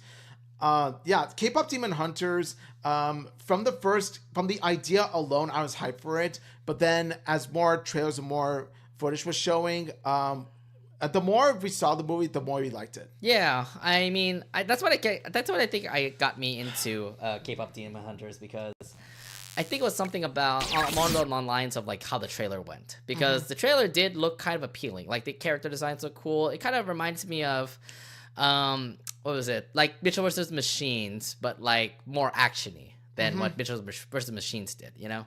Exactly. It's a new lineup in Sony Pictures Animation's stylized movie. Yeah, and they kept on doing it pretty well, and that's what got me into watching K-pop Demon Hunters. Yeah. Now, let's go ahead and actually break down these two movies, because we have watched them already. So let's actually start off with Elio. So Elio, for you, Omid, what are your thoughts about the movie so far? I mean, the movie overall. My thoughts on the movie overall are, I thought that Elio was a fine movie. I thought that while Elio did have a lot of heart, and Elio did have some nice animation and everything, I feel like where the movie falters is how, what could have been. Like, I feel like the movie could have been more than it was, especially the climax. I feel was a bit lackluster, and I feel like there should have been more nuance. Yeah. So my thing about this movie is that I think it still was a good movie. Like, well, here's the thing about what Pixar was trying to do. Like, they wanted to bring back original content because that was their kind of style. Remember, back in the 2000s, they made like Incredibles, Finding Nemo, Cars. Those movies all turned out to be great. And then like they started making sequels after sequel after sequel, and we're like, what? Yeah, like they just continue to like branch on with their like well-known franchises in Pixar that the originals itself start to like lackluster. We were thinking like Elemental might be a bomb, but it did pick itself up in the end. Yeah. Yeah, and so with Elio, this is why I was excited to watch this. Like, I wanted the movie to succeed because it would then show a clear indication that Pixar's original content can be successful. Yeah. Well, the thing is that the story was kind of like straightforward. It's a boy who wants to like live himself out in the universe where everybody like makes it belong, to say. What do you think about the characters, by the way? You have like Elio, Glordon, Olga, like the aliens out there. I'm gonna say like Elio is a character that you could definitely relate to, and you can't help but feel for the poor boy because he's still coming to terms with his parents dying, and after his parents' death, he felt alone. That one already like got me when I first saw that in the movie. I was like, oh, he was just alone because like his auntie is was it a military person? Yeah, and like the first thing I thought of was, okay, Elio sort of low-key is a male Lilo. Like, he's kind of boy Lilo because he shares many characteristic traits. Like, you know, both their parents have died, and also both of them have gotten bullied. Both of them are under the caretaker of a grown woman. That's Glorden, right? No. Both of them are under the caretaker of a grown woman. Mm-hmm. Elio with his aunt and Lilo with her sister, respectively. Oh, and also Lilo and Stitch. Okay, sorry. And also, both Elio and Lilo have befriended an alien, Stitch and Glordon, respectively. Mm-hmm. I just remember Glorden just like being a really strange, like, you know, he's like a little kid, honestly. Like, he's trying to grow up. He doesn't want to grow up to become like one of those big little big alien metal things. And then the other thing too, is that kind of sucks. It's just all about Elio and Glorden. The rest of the folks from that Galactic Federation thing, they don't really do much. There are some moments where like the one little guy turned out to be funny, and then there's that one girl that reads minds and stuff. But then there's also Lord Grygon. Lord Grygon, voiced by Brad Garrett. Uh-huh. He's another character that I think of when it comes to one of the few memorable aliens in the movie, and it's because Lord Grygon has an antagonistic role, and the best aspect of Lord Grygon, honestly, is Brad Garrett's voice acting. He nails the dark. He's supposed to be a tough guy anyway, so yeah, you can get to hear that tough guy voice from him being Glorden. Yes. Yeah, and honestly, me and my friend... Grygon or Glorden? Lord Grygon. Grygon, sorry. Like, honestly, when me and my friend were watching the movie, the first thing I could think of was, Lord Grygon gives off Waternoose vibes. Waternoose. like he's Waternoose if he became Gantu. Okay, yeah. No, but the characters kind of felt... What do you feel overall for the overall characters? Because I feel like they're kind of... I wouldn't say basic, but like nothing really attracting me when it comes to those characters. Honestly, the interesting characters that I could think of are like four. The rest are just, you know, kind of there, or they're too basic. I mentioned Elio. They do a good job in making Elio so relatable. Yeah. But it's just that the story could have done more with him. Yeah. Glordon, who is my favorite character of the movie, is so adorable. Oh, come on. It's an adorable little, like, He's an adorable little curious boy. I think it makes sense why Elio and Glorden are, like, good buddies, because they're, like, outcasts themselves, and they try to have fun with it and everything. I think, if anything, that's the thing that I kind of like a lot when it comes to the movie, is the fact that those two end up having like a great moment together. The friendship is honestly the best thing about the movie, because it shows Elio and Glorden, their friendship is adorable and they can relate to each other. It's just so well written. And then Olga, she does her best to take care of Elio, and you could tell how she is kind of, struggling with it because not only has her sister died recently, but also she doesn't quite know how to be the parent. Yeah, that's right, because she doesn't have a kid. So her trying to take care of a kid so suddenly, you can understand how stressed she could be. I mean, she's overwhelmed. She has a lot to do. She works in a freaking military base. Which is already a stressful job in and of itself. So you can't help but feel bad for her. Yeah. Again, pretty big. Again, that's what I'm feeling about the characters. A little pretty basic, but at the same time, there are some characters that actually do appeal to me, like Gordon and Elio. Like, they end up to be pretty good. The writing of the movie, on the other hand, we have been kind of like questionable about what was going on there. They did have strong themes about how family works and wanting to be along. However, its weaknesses comes to just the general aspect of the writing, right? Yeah, it's the generic writing, the rush climax, and the movie had the potential to be better than it was. It had potential to be bigger, but unfortunately, it kind of fell short of that. It was close, though. I'm not going to say that Elio was irredeemable. Elio had some good redeemable qualities, but it's just that it could have been better. I'm gonna say good but not great. Yeah. Again, the writing felt all right. Again, the story was just kind of plain out there. It's just the way that they wanted to try to express how that story goes kind of falters here and there. Nonetheless, like, I still thought it was a pretty good movie. Yeah, nonetheless, I still wanted the movie to be, successful, because it is, a charming movie with a whole lot of heart. Like the heart is the best aspect of the movie, but it's just that, there could have been some other aspects that could have been polished better. Yeah. Speaking of polishing, how about that animation? Do you like that new kind of animation that they're doing? Because it just feels like, the same blocky character design that they're doing, like, than the ones that they've done before. The animation, I'm going to say the animation actually looks really great. I know it's not like Elemental great, but I mean, this one's still okay. It's still, they still have their own style of animation, especially with how they handle the character designs. Oh, and also, the best part about the animation aesthetically has to be how the universe looks. Oh, like the outer space. Yeah. Definitely how outer space looks. It definitely looks great. The outer space looks so majestic. So that is honestly also one of the best aspects of it is the animation. So after all of the things that we said here, what were your overall thoughts, and like how would you rate the movie if we were giving like a 0 out of 10 rating to say? If I were to rank it, let's say on a scale of 1 to 10, I'm going to say a solid 8. Okay. Either a 7.5 or 8, somewhere around that. Mm-hmm.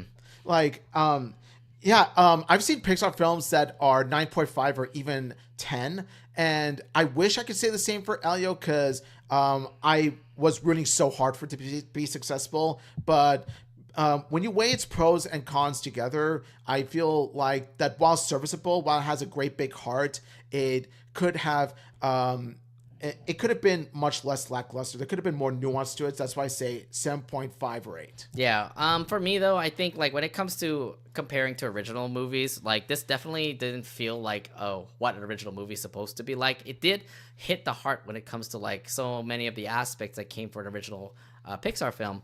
But to be fair, those original Pixar films will have to like really grip you, because like Elemental, for example, like it did definitely grip me, the fact that like fire and water can never match, but it does match from the way love goes and everything. Elio's story, on the other hand, it was like a more for family friendly oriented stuff, like to become family, etc. That was the whole point of it all, because the fact that like you're a loner, but at the same time your family still loves you, that kind of aspect. And do you think that we're kind of generic on that? It feels like it's something that continues to happen in Pixar films. So I feel like I don't think it's like so much as, I think it's more along the lines of they do have some family themes to explore, and I admire the movie for that, but I feel like they could have explored more. Yeah, like Elio and Olga, for example. They could have done more than that. Yeah, because Olga and Elio were gone throughout most of the film. they were separated throughout most of the movie. Yeah. And Olga ended up spending time with the other Elio, who was an Elio clone. Yeah, which is quite interesting. Yeah. But yeah, I have to give this like a 7 out of 10, honestly. Because when I was thinking back on like how Elemental was, because that was an 8 out of 10 movie. Mm-hmm. It didn't really do as well for an original movie compared to Elemental. Yeah, Elemental has one of the best romance stories that I've ever seen in a movie. So that's why, like, I say Elemental is better than Elio. Oh yeah, for sure. All right, then we have to talk about the other movie that came out on June 20th, which was K-pop Demon Hunters. K-pop Demon Hunters is a movie about a well-known K-pop group called Huntrix, who balance their lives in the spotlight with their secret identities as demon hunters. So let's actually talk about the whole story about the movie, because it is pretty much straightforward. It is all about a K-pop group of girls called Huntrix who just fights demons, and it turns out to be a thing for many girl groups. Yeah. So the best way to describe K-pop Demon Hunters is that it's a blend of two of the biggest, it's a blend of two of the biggest, Asian-centered pieces of media. Like, you've got K-pop and demon hunting, and when you combine it together, you make for one amazing movie. Mm-hmm. So yeah, the story itself, like I said, this has been going on for years. That the Korean pop songs, that the music that the Korean culture has made continues to protect the world from demons, because the songs that they sing protect demons from like invading fans. Mm-hmm. Now with so like, how do you like that whole overall aspect of like generations of music, like Korean bands working together to make sure demons are like not existed in the world? I thought that it's a nice blend of Korean mythology and it's a nice blend of Korean mythology along with Korean pop added to the mix, and so it made for an interesting and unique concept. Mm-hmm. No, I think it was a really good concept itself. I also love the fact that it also does go back in time, so it like tells you like how K-pop was before to what K-pop is now. Mm-hmm. And it, again, protects everybody from the demons and stuff.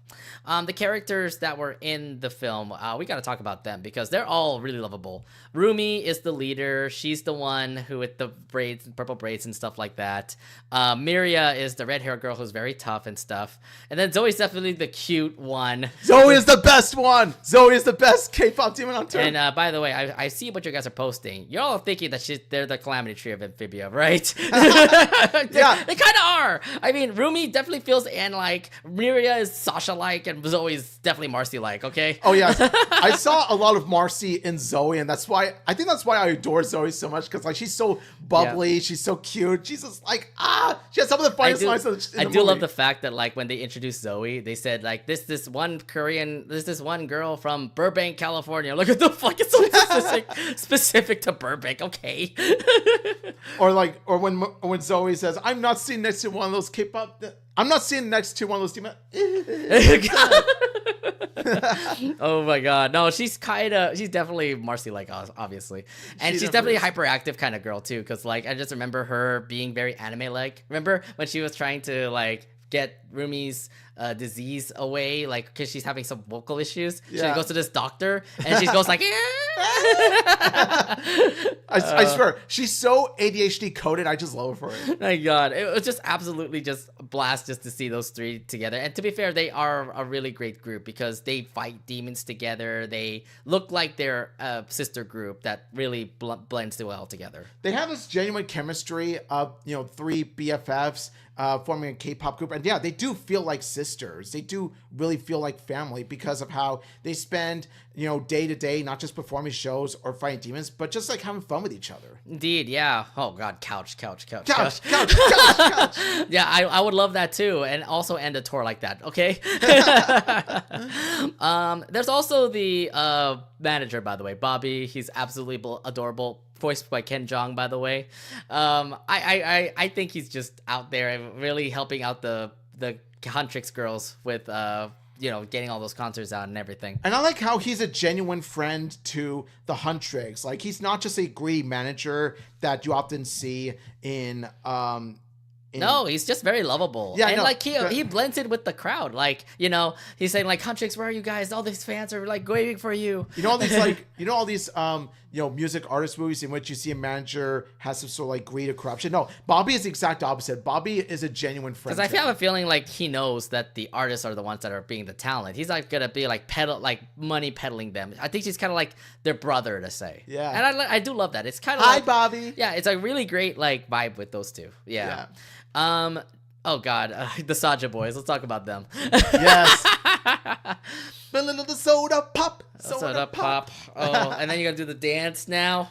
Like, they made me want to pop a Coke Zero because of that Soda Pop soundtrack. I mean, the Soda Pop is a great song. They even did the Idol song, which I love also. I'm like, holy shit, this is so great. The Saja Boys song slapped just as hard as the Huntrix tracks do. I mean, the Saja Boys are supposed to be obviously the rival group to Huntrix, but at the same time are also demons. Yeah. Ooh. Yeah, and not only that, but the leader of the Saja Boys, Jiju especially, Ginu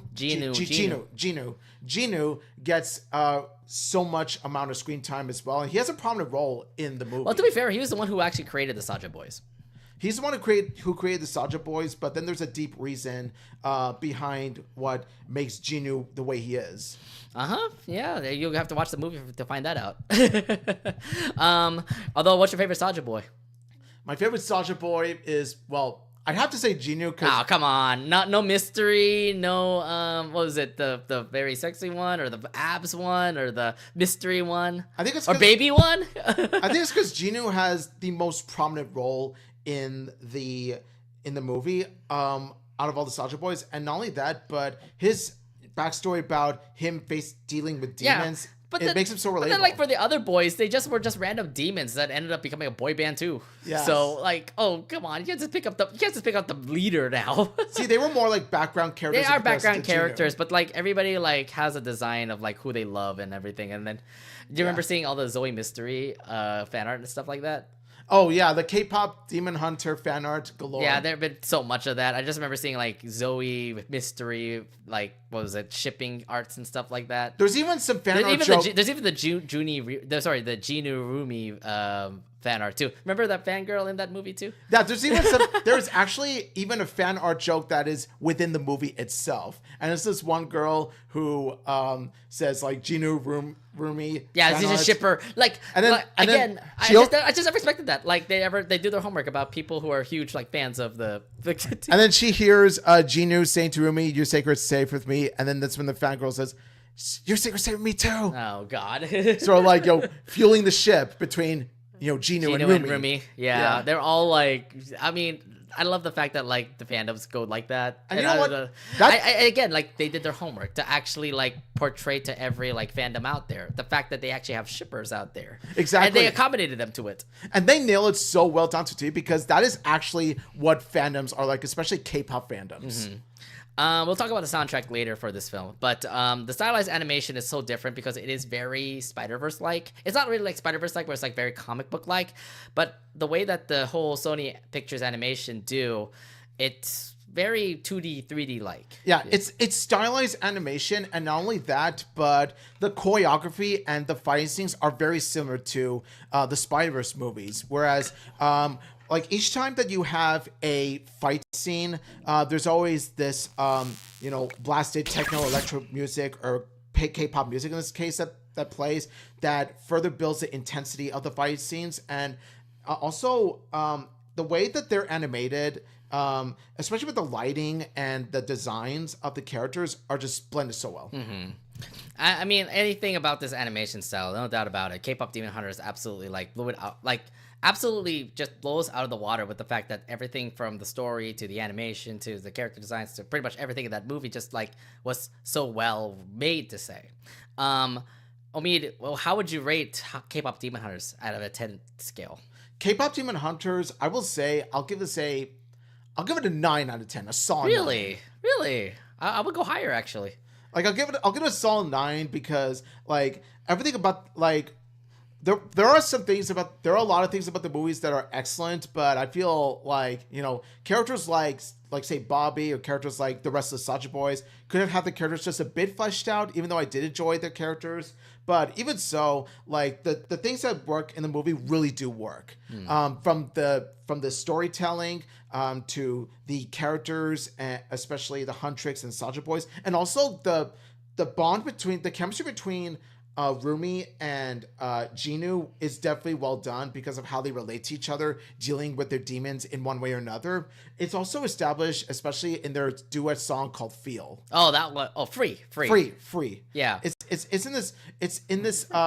in their song called "Free," in which they express themselves that they wish they could be free from the demons they face. Yeah, I'm sorry, I'm not singing the best way right now, but it's free. Yeah, that song. Yeah, and also the way that the story handles themes of facing your not just outer demons like the ones that the huntrix girls fight, but also each character has their own demons to face, especially Rumi and Jinu. We even see Zoe and Mira's inner demons, come out at one point.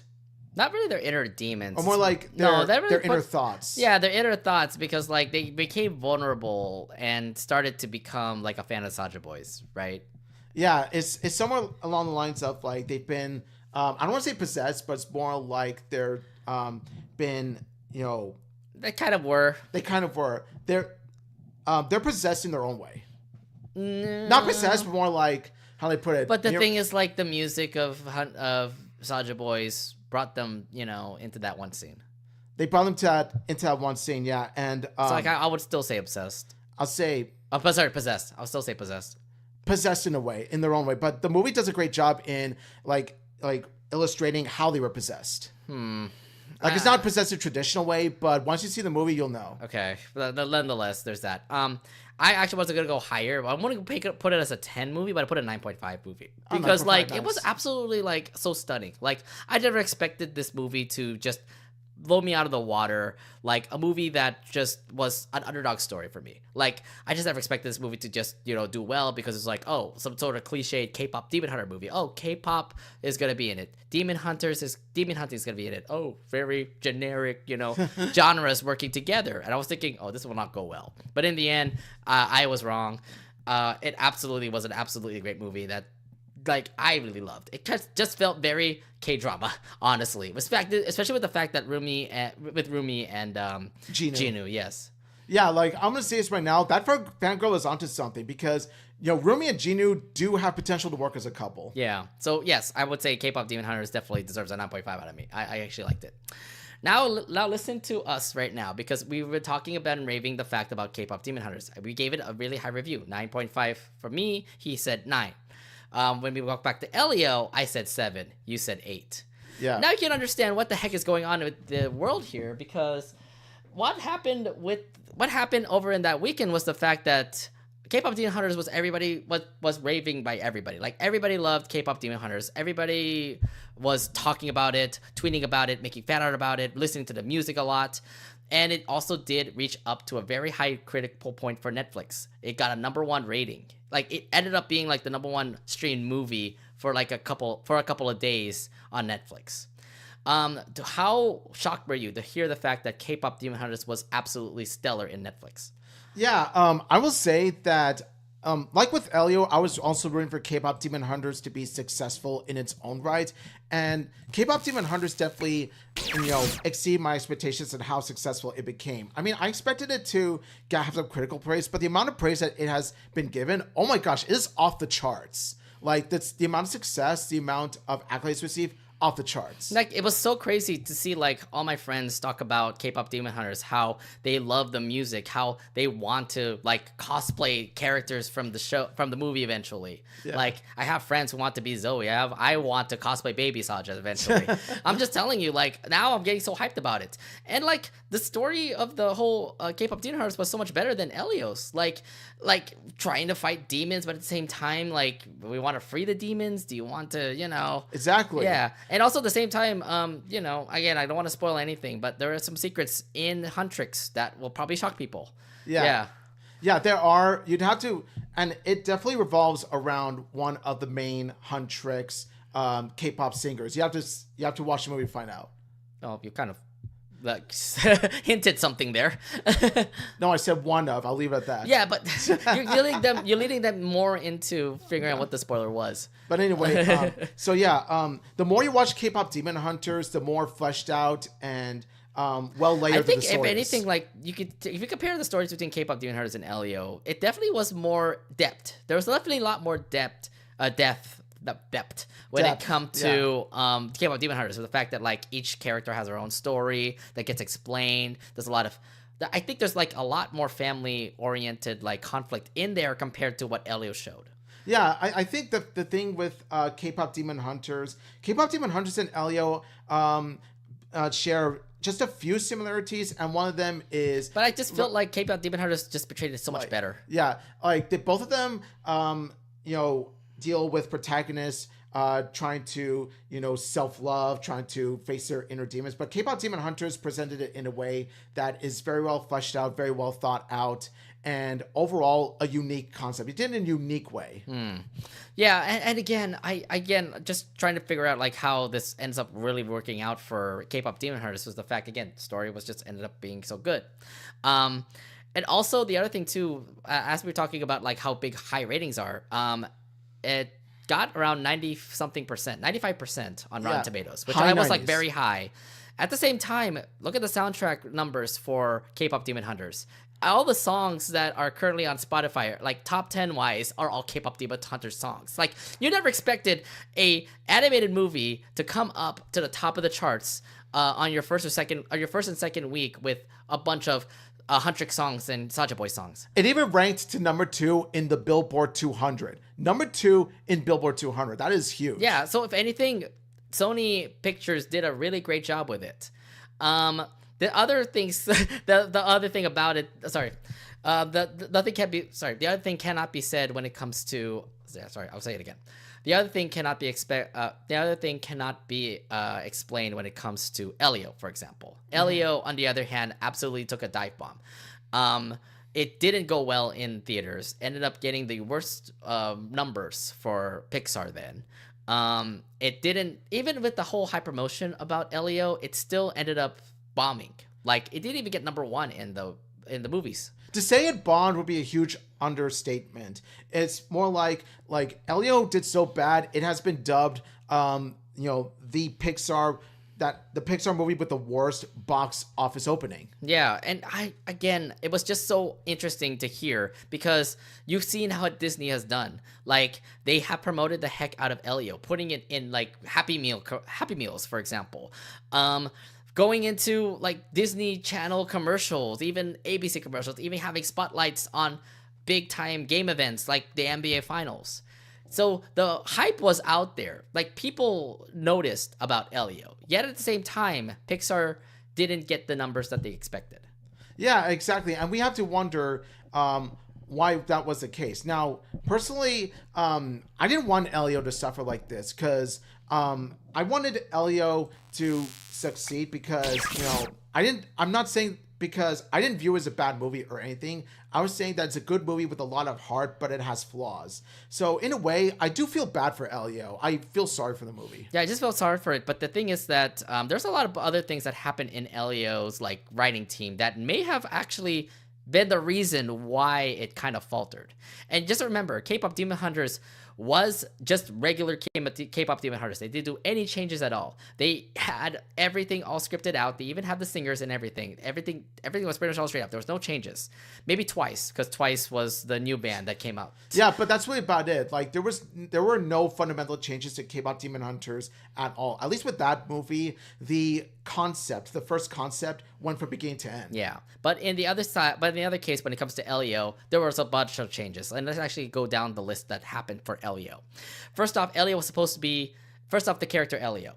Elio was supposed to be meant to shown as a queer-coded boy, but Pixar removed that aspect of his character because they wanted to make him more masculine. So the whole fact about that, did you think that led into the factor of why Elio bombed? I think that it might have turned off some of the LGBT audience away from Elio because the original character of Elio was going to be someone that the LGBTQ plus community could relate to. But because of that change, that community was disgusted with that move. So, of course, they would turn it away. So that might have been a major contributing factor to it. Yeah, there was that as well, but the other thing too is the change for it. I mean, like, it kind of just tells you, like, oh, Disney's just gonna be Disney. They don't want to go tackle the LGBTQ community or something like that. They want to just keep it like a regular movie. Why don't we have like a character that ends up being like, having that ends up being a part of the LGBTQ community. Again, it all comes down to the Pixar paranoia that started with Lightyear, where they thought that, because of the gay kiss scene, Lightyear bombed, which is not the case. Yeah. Also, to be fair, like what they did with Strange World, for example, remember that the lead character also is LGBTQ, and that bombed.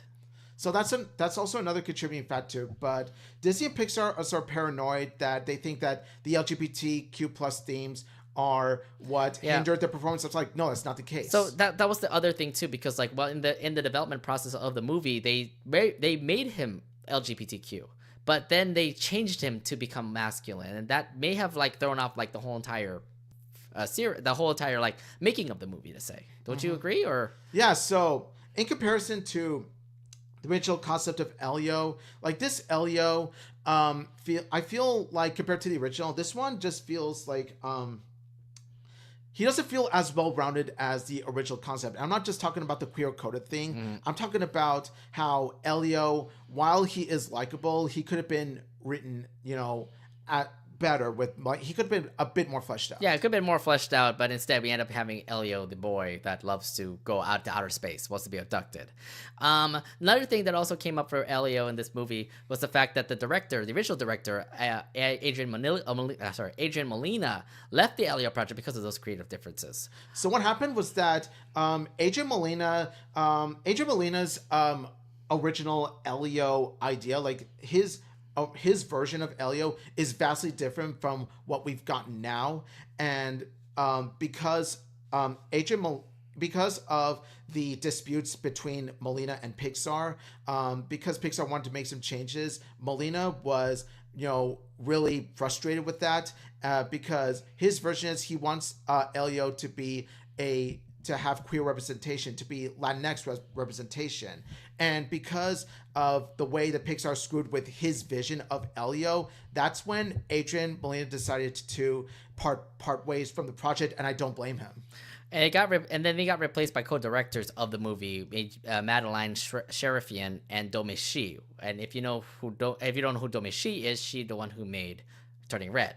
Yeah. So when Domichi was on board, I wasn't bothered by it all that much because I'm a fan of Domichi, but I'm just like Adrian Molina's version of Elio, I feel like could have been the movie. It could have been turned out great. I think it could have been more impactful, especially if he was doing the reins of it. Because of the whole director change, maybe there have been like ideas that may have changed a lot when it comes to the Elio writing room. So because of that, there's a reason why you get to see all these like different kind of aspects of what the movie was than what Adrian Molina had. Mm-hmm. So that could be the reason why it also bombed as well, because the whole creative differences, but at the same time, you also have Domichi's and Madeline Sherifan's ideas also contributing into the movie too. So that turns out to be a bad thing. Yeah.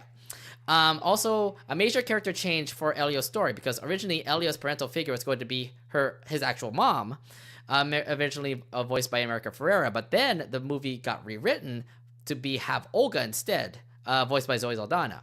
So the whole motherly figure thing was so different because it was supposed to be his mom, but no, they rewrote it to actually make it his aunt.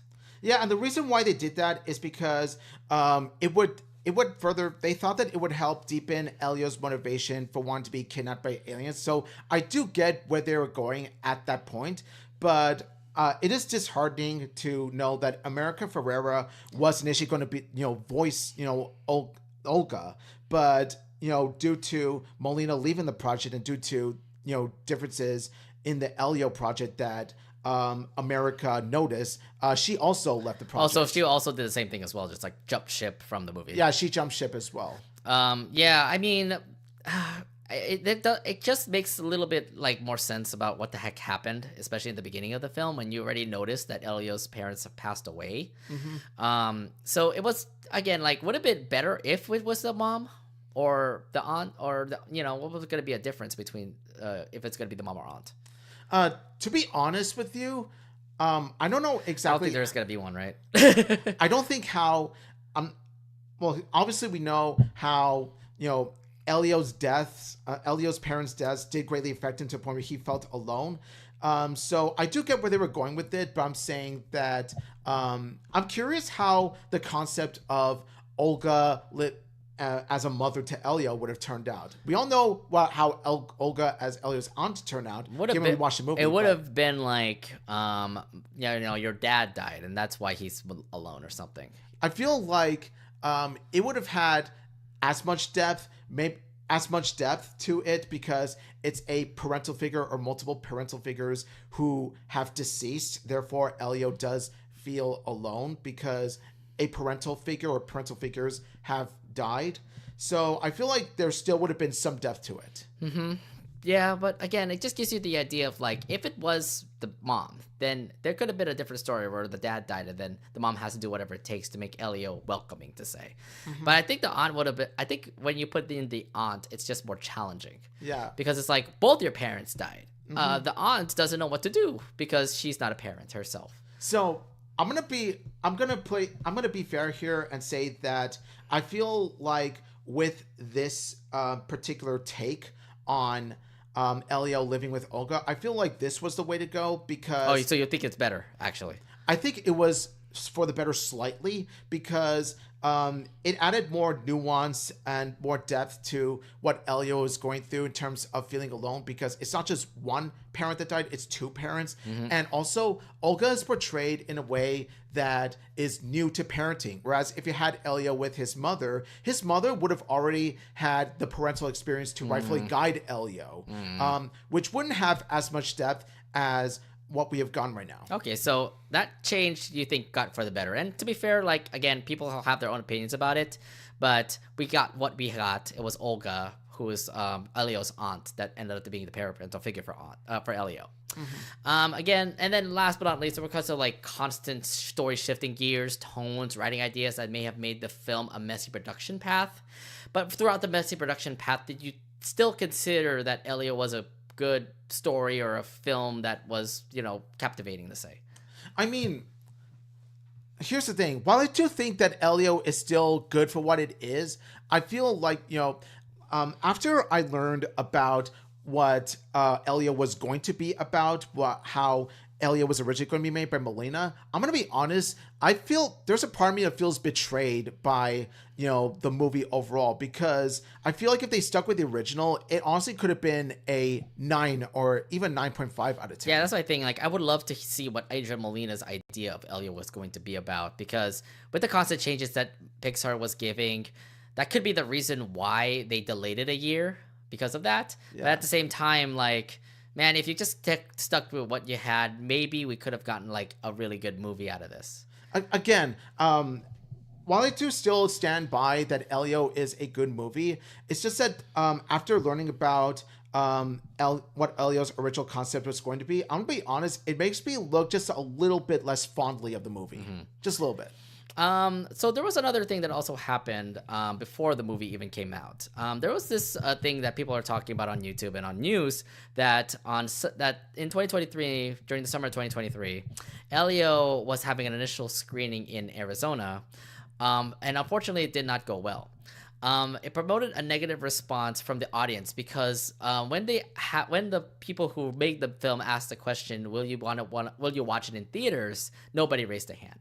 Which kind of gives up a bad vibe, telling you like, this doesn't look great. Oof, that is a dagger to the heart towards Pixar. It really does feel like it, because think about it. You have a test audience that is watching the movie, and not even one raised their hand. Not one said that they would pay to go see it. That actually gives out bad signs. So that also could be the reason why Pixar had to delay it for a year, remember? Yeah. Because nobody wants to see the film. Oh, frick, we need to make changes. Yeah, that is a major red flag. And you can see...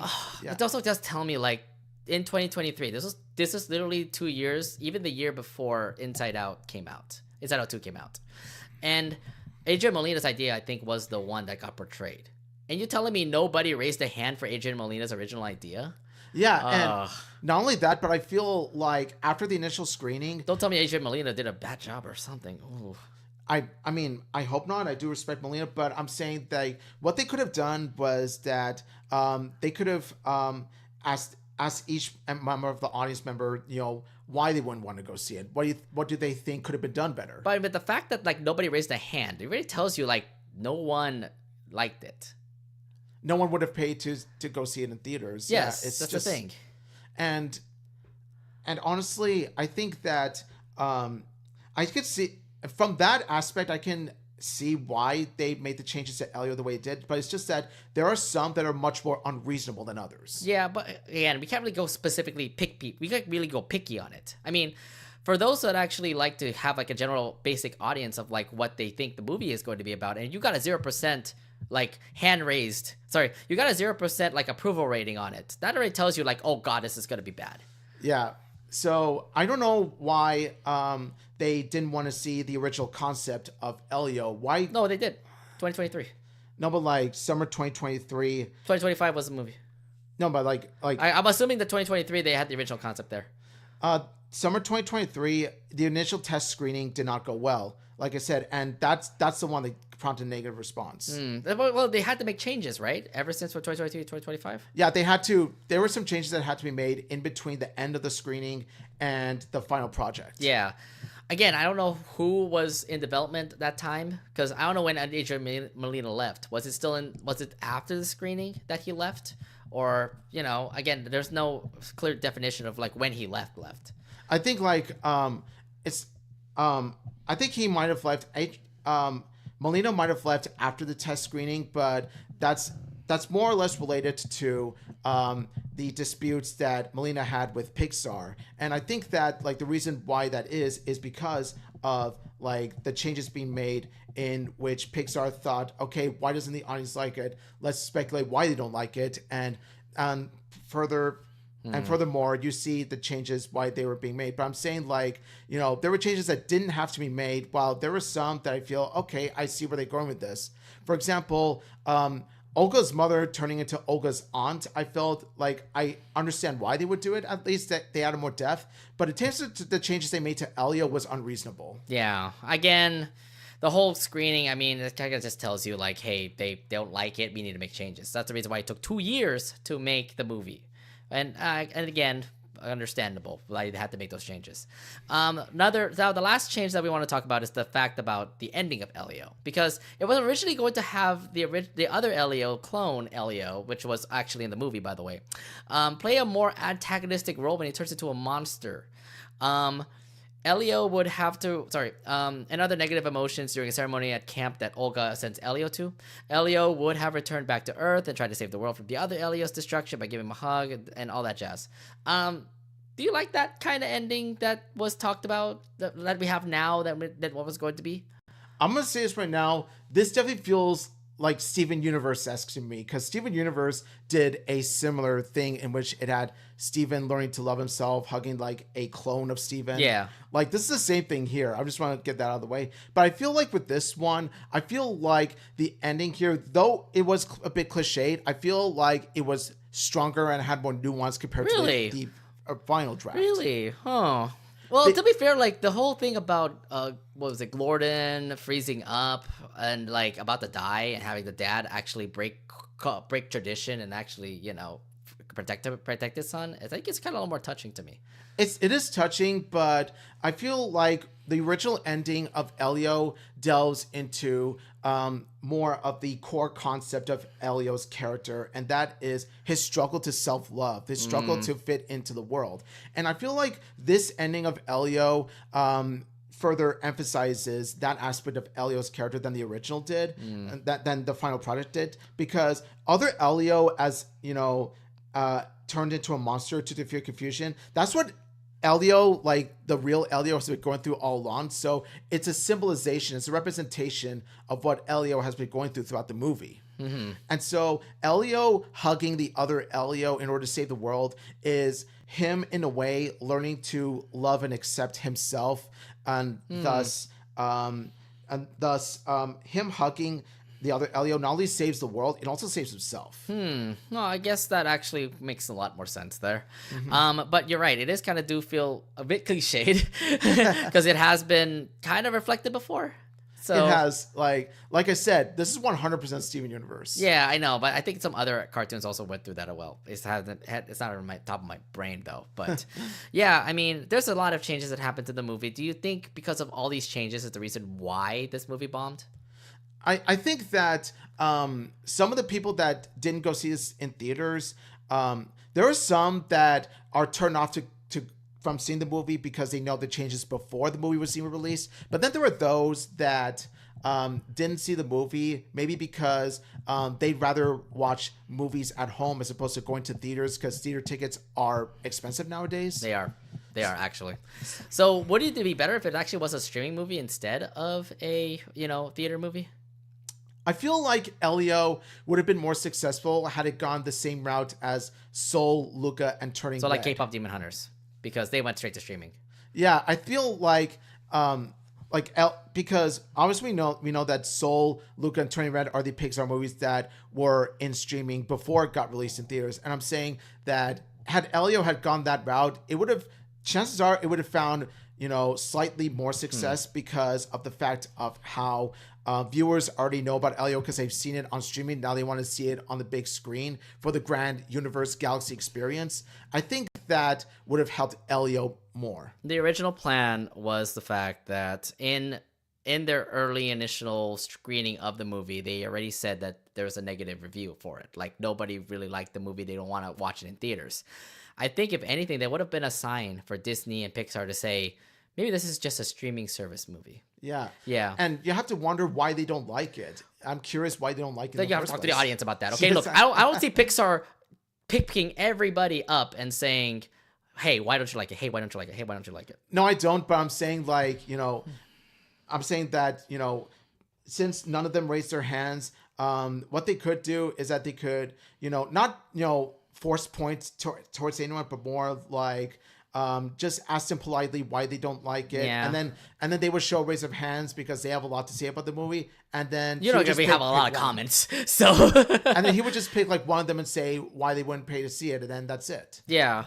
Again, I don't know. Maybe I just have a feeling like when it comes to the fact that they initially aired it to the audience and they had no hands raised saying that they want to watch it in theaters, it should have been the sign saying, hey, make this a streaming service movie. Maybe a bit more successful as a streaming service movie than, putting it in theaters, because you did so much promotion to put it in theaters and then you bombed because you posted it so many in theaters that just cost a lot of money.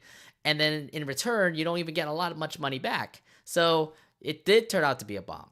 Yeah. Because you should have seen, Pixar should have seen from the audience reaction from that initial screening that there's nobody going to be watching this movie. So if you're going to put it out in theaters a couple years later, what makes you think that they're going to be watching the in theaters now, And also, it's not helped by the fact that the time frame that Elio was released in theaters was during a time. This was during summer movie time when other big movies such as the Lilo and Stitch remake, Megan 2.0, 28 Years Later, the new Jurassic World movie, all of them have gotten released around the same time period as Elio. So that also put Elio at a disadvantage. Well, that's another thing too. But then when it comes to the other movie that we're talking about, K-pop Demon Hunters, remember they just came out of nowhere. They just was in a random trailer up on YouTube and on Netflix, and they're thinking oh, this will be another movie that people are just going to, just like whatever Netflix movies come out, they just mostly have their average viewership. But this turned out to be the number one movie for some time. Yeah, and I think K-pop Demon Hunters made the right move in terms of releasing it into streaming into Netflix before theaters, because would you prefer it in theaters? While I would have preferred it to see in the theaters, I feel like K-pop Demon Hunters made the smart move in being released in streaming, because I feel like if they had been released in theaters, I don't think that it would have made as much money. Because unlike with, say, Spider-Verse, there's no big IP attached to K-pop Demon Hunters. It's just K-pop and demon hunting, a combination of the two, but it's not enough to, make the numbers nearly as much as Spider-Verse. Right. So I feel like them releasing it in K-pop Demon Hunters was a great move, because like I said before, we're in a day and age where some people would rather prefer to watch movies at home as opposed to going to theaters to pay a big ticket. Exactly. Well, here's the thing, you're paying $16.99 a month for Netflix, and it's the same amount for a movie ticket. Yeah. And you have all these collections of movies that Netflix is releasing out there. There's going to be a hit And there you go. That was K-pop Demon Hunters. So it does make sense why a lot of fans ended up watching more towards K-pop Demon Hunters because first off, it was a better movie. At the same time, and then watching it in theaters because you're wasting the same amount of money for Netflix for a one-time showing versus like a month-long showing for K-pop Demon Hunters. You can watch it as many times as you want now versus what Elio is doing because you'll just watch it once and for like $16.99. Yeah, see, I don't like to pit the two movies against each other because they're both different movies. It's just that the only similarity between them is they're animated movies that just happen to come out in June 2025. But at the same time, though, I feel like had Elio done what K-pop Demon Hunters did, like releasing on streaming, then later on in theaters, I feel like Elio would have been more successful. Had they gone that route as opposed to the route that Elio went now. Yeah, that's what I was also saying right now. So if Elio actually went to streaming, maybe the numbers may have gone up. But I don't think it will still beat out K-pop Demon Hunters. Yeah, that's that whole idea that I'm thinking of right here. Another thing too is that the hype right now.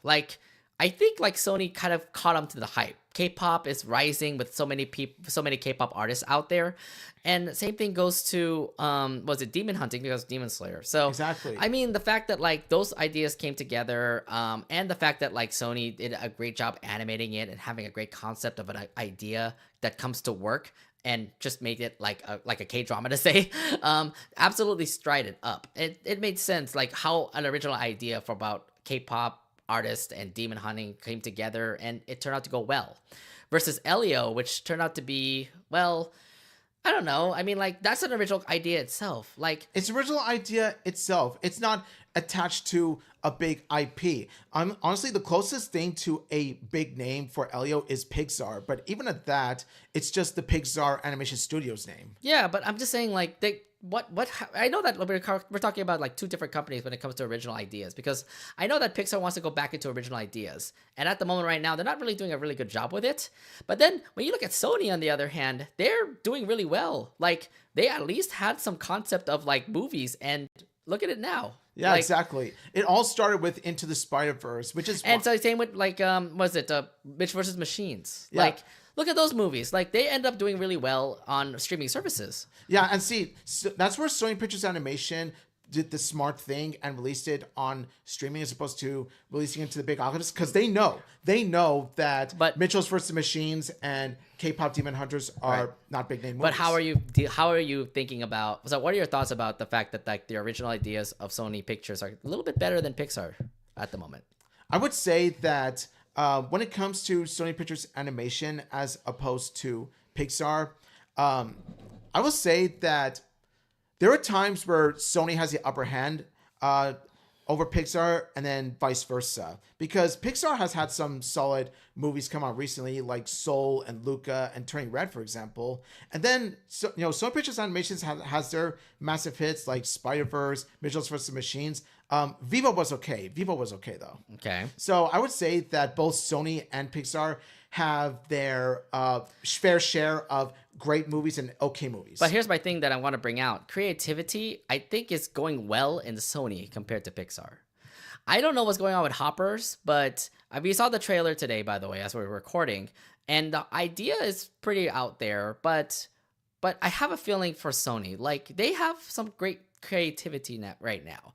I mean, ever since the Emoji Movie came out, which turned out to be a bomb, you already know how bad that movie went. Look what happened to Sony Pictures after that. Spider-Verse, Into the Spider-Verse. Then you had something Into the Spider-Verse. What's the second movie again? Across the Spider-Verse. Then you had Mitchell vs. Machines. Yeah. Then you had K-pop Demon Hunters. I have a feeling Sony is kind of on the rise right now. They are. Even though they bombed with their that movie, I would say Sony Pictures Animation is probably going in the right direction right now. And yeah, I know that GOAT is the next movie that they're going to work on, but with great creativity, with the great teams that they have over there in Sony Pictures Animation, they might actually do well. After seeing the fact that K-pop Demon Hunters did so well for Sony Pictures Animation, there could be a chance that GOAT might actually be going well. I would say, though, that based on the success of K-pop Demon Hunters, it gave me just a little bit more faith in GOAT, but still, though, I'm kind of terrified of how GOAT is actually going to turn out. Well, this is kind of like the same thing that I was talking about when it came to K-pop Demon Hunters. Yeah. Yeah. Look, you're kind of like the same. You're kind of the same. It kind of mirrors it. Yeah, you're kind of the same mindscape as mine. I mean, I want to be wrong and say that GOAT is the GOAT because I'm a huge Steph Curry fan, so I want GOAT to be successful. But I'm just saying, like, if at Sony's next project, which is GOAT, if it turns out to be successful, then we're kind of in the right direction about original creativity for Sony Pictures. And it seems like that's the way to go for that particular company. As for Pixar, on the other hand, they really got to fix up their mess, because with the whole bomb that happened for Elio, what's gonna happen next? You have Hoppers next, you have Toy Story 5 next, and like those movies, like, again, now it makes me like kind of like think, oh, are they gonna struggle again? I really hope Hoppers, like, for me, I really do hope Hoppers ends up doing really well, but there's something in the back of my mind thinking, like, because of Elio's bomb, it might bomb too. I mean, I'm excited for Hoppers. Toy Story 5, not so much. But are you? But here's the thing: like, how about Hoppers? Again, that's the thing I'm kind of looking into right now, because, like, forget Toy Story 5. That's coming out in 2026. But like Hoppers is coming out next year. That's the next movie that's going to be the make or break for Pixar again. Yeah, so Hoppers, you just have to hope. You have to pray that for Pixar's sake, that Hoppers does better in the box office than Elio did. Yeah, but that's the thing. After the whole bomb that Pixar has gone, will they make that risk? I don't know. I mean, it's just going to be another mess that might happen with Elio here. What it comes down to is two things. Is that, one, you have to release it in the time frame in which Hoppers has the biggest chance of becoming successful in the box office. Like, don't put Hoppers, like, don't release Hoppers in the same time period as, big name, like, summer blockbuster movies, for example. Like, release Hoppers in a time where it can become successful. Where would it be more successful? Not in summer? I would say it would be successful during a time in which... like Christmas time, Thanksgiving time? Springtime, or... spring or holiday. Yeah, because I know that they also do movies in the holidays too. Remember Big Hero 6? Mm-hmm. Yeah, that turned out to be successful. So I would say holiday is your best bet, but that is if you don't have other big movies released during that time period. Like I said before, I just hope creativity is original, because remember we talked about this already, that Elio did make some changes because of what happened when it comes to originality there. That actually comes to my second factor, and that, like, you shouldn't make drastic changes to Hoppers that would make the quality worse. Mm-hmm. Yeah, and I'm just hoping for Hoppers that it will turn out to be like the original idea that the creator made. Mm-hmm. Yeah, Daniel Chong, you're the one who was working on it. You worked on Wee Bear Bears. So, it's going to probably look good. I don't know. See, that's why I'm excited to watch Hoppers, because, Daniel Chong's name is attached to it, so I'm excited for him. Yeah, so I just hope, again, everything goes well for Hoppers. But at the moment right now, what I'm seeing when it comes to the trends is that Sony Pictures is currently winning right now. Yeah. Which is the biggest surprise, because, everybody's talking about Disney and Pixar being like the best in animation and stuff like that, but don't talk like hold your horses about that. Yeah. Because you have other animation companies that are also probably looking to be dominant as well, like Illumination Studios, you had DreamWorks, and now Sony Pictures out of nowhere just absolutely being a blast when it comes to K-pop K-pop Demon Slayers. Sony Pictures Animation.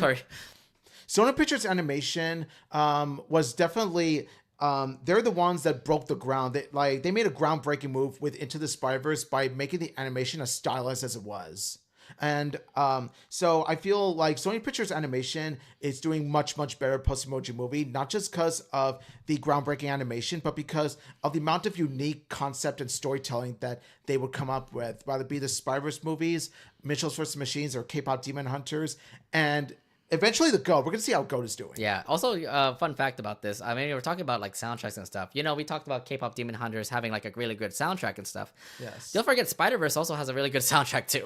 Oh, yeah. You're the sunflower. Yeah. Yeah. I'm just saying, Sony, you're doing pretty well right now. I'm going to be watching you guys whenever the next movie comes out. I know GOAT is going to be the next one, but who knows what next projects you have coming up. But there's a rise coming for Sony Pictures Animation, while Pixar needs to figure out their mess. I've been a huge fan of Sony Pictures Animation ever since Into the Spider-Verse. The moment I saw Into the Spider-Verse, I thought, oh man, this is a brand new animation studio in Sony Pictures Animation. This is beautiful. Yeah. Anything else you want to bring up before we close the episode today? Nothing much I want to say except that I definitely had the pleasure of watching both movies, and while one was obviously better than the other, we can't forget about how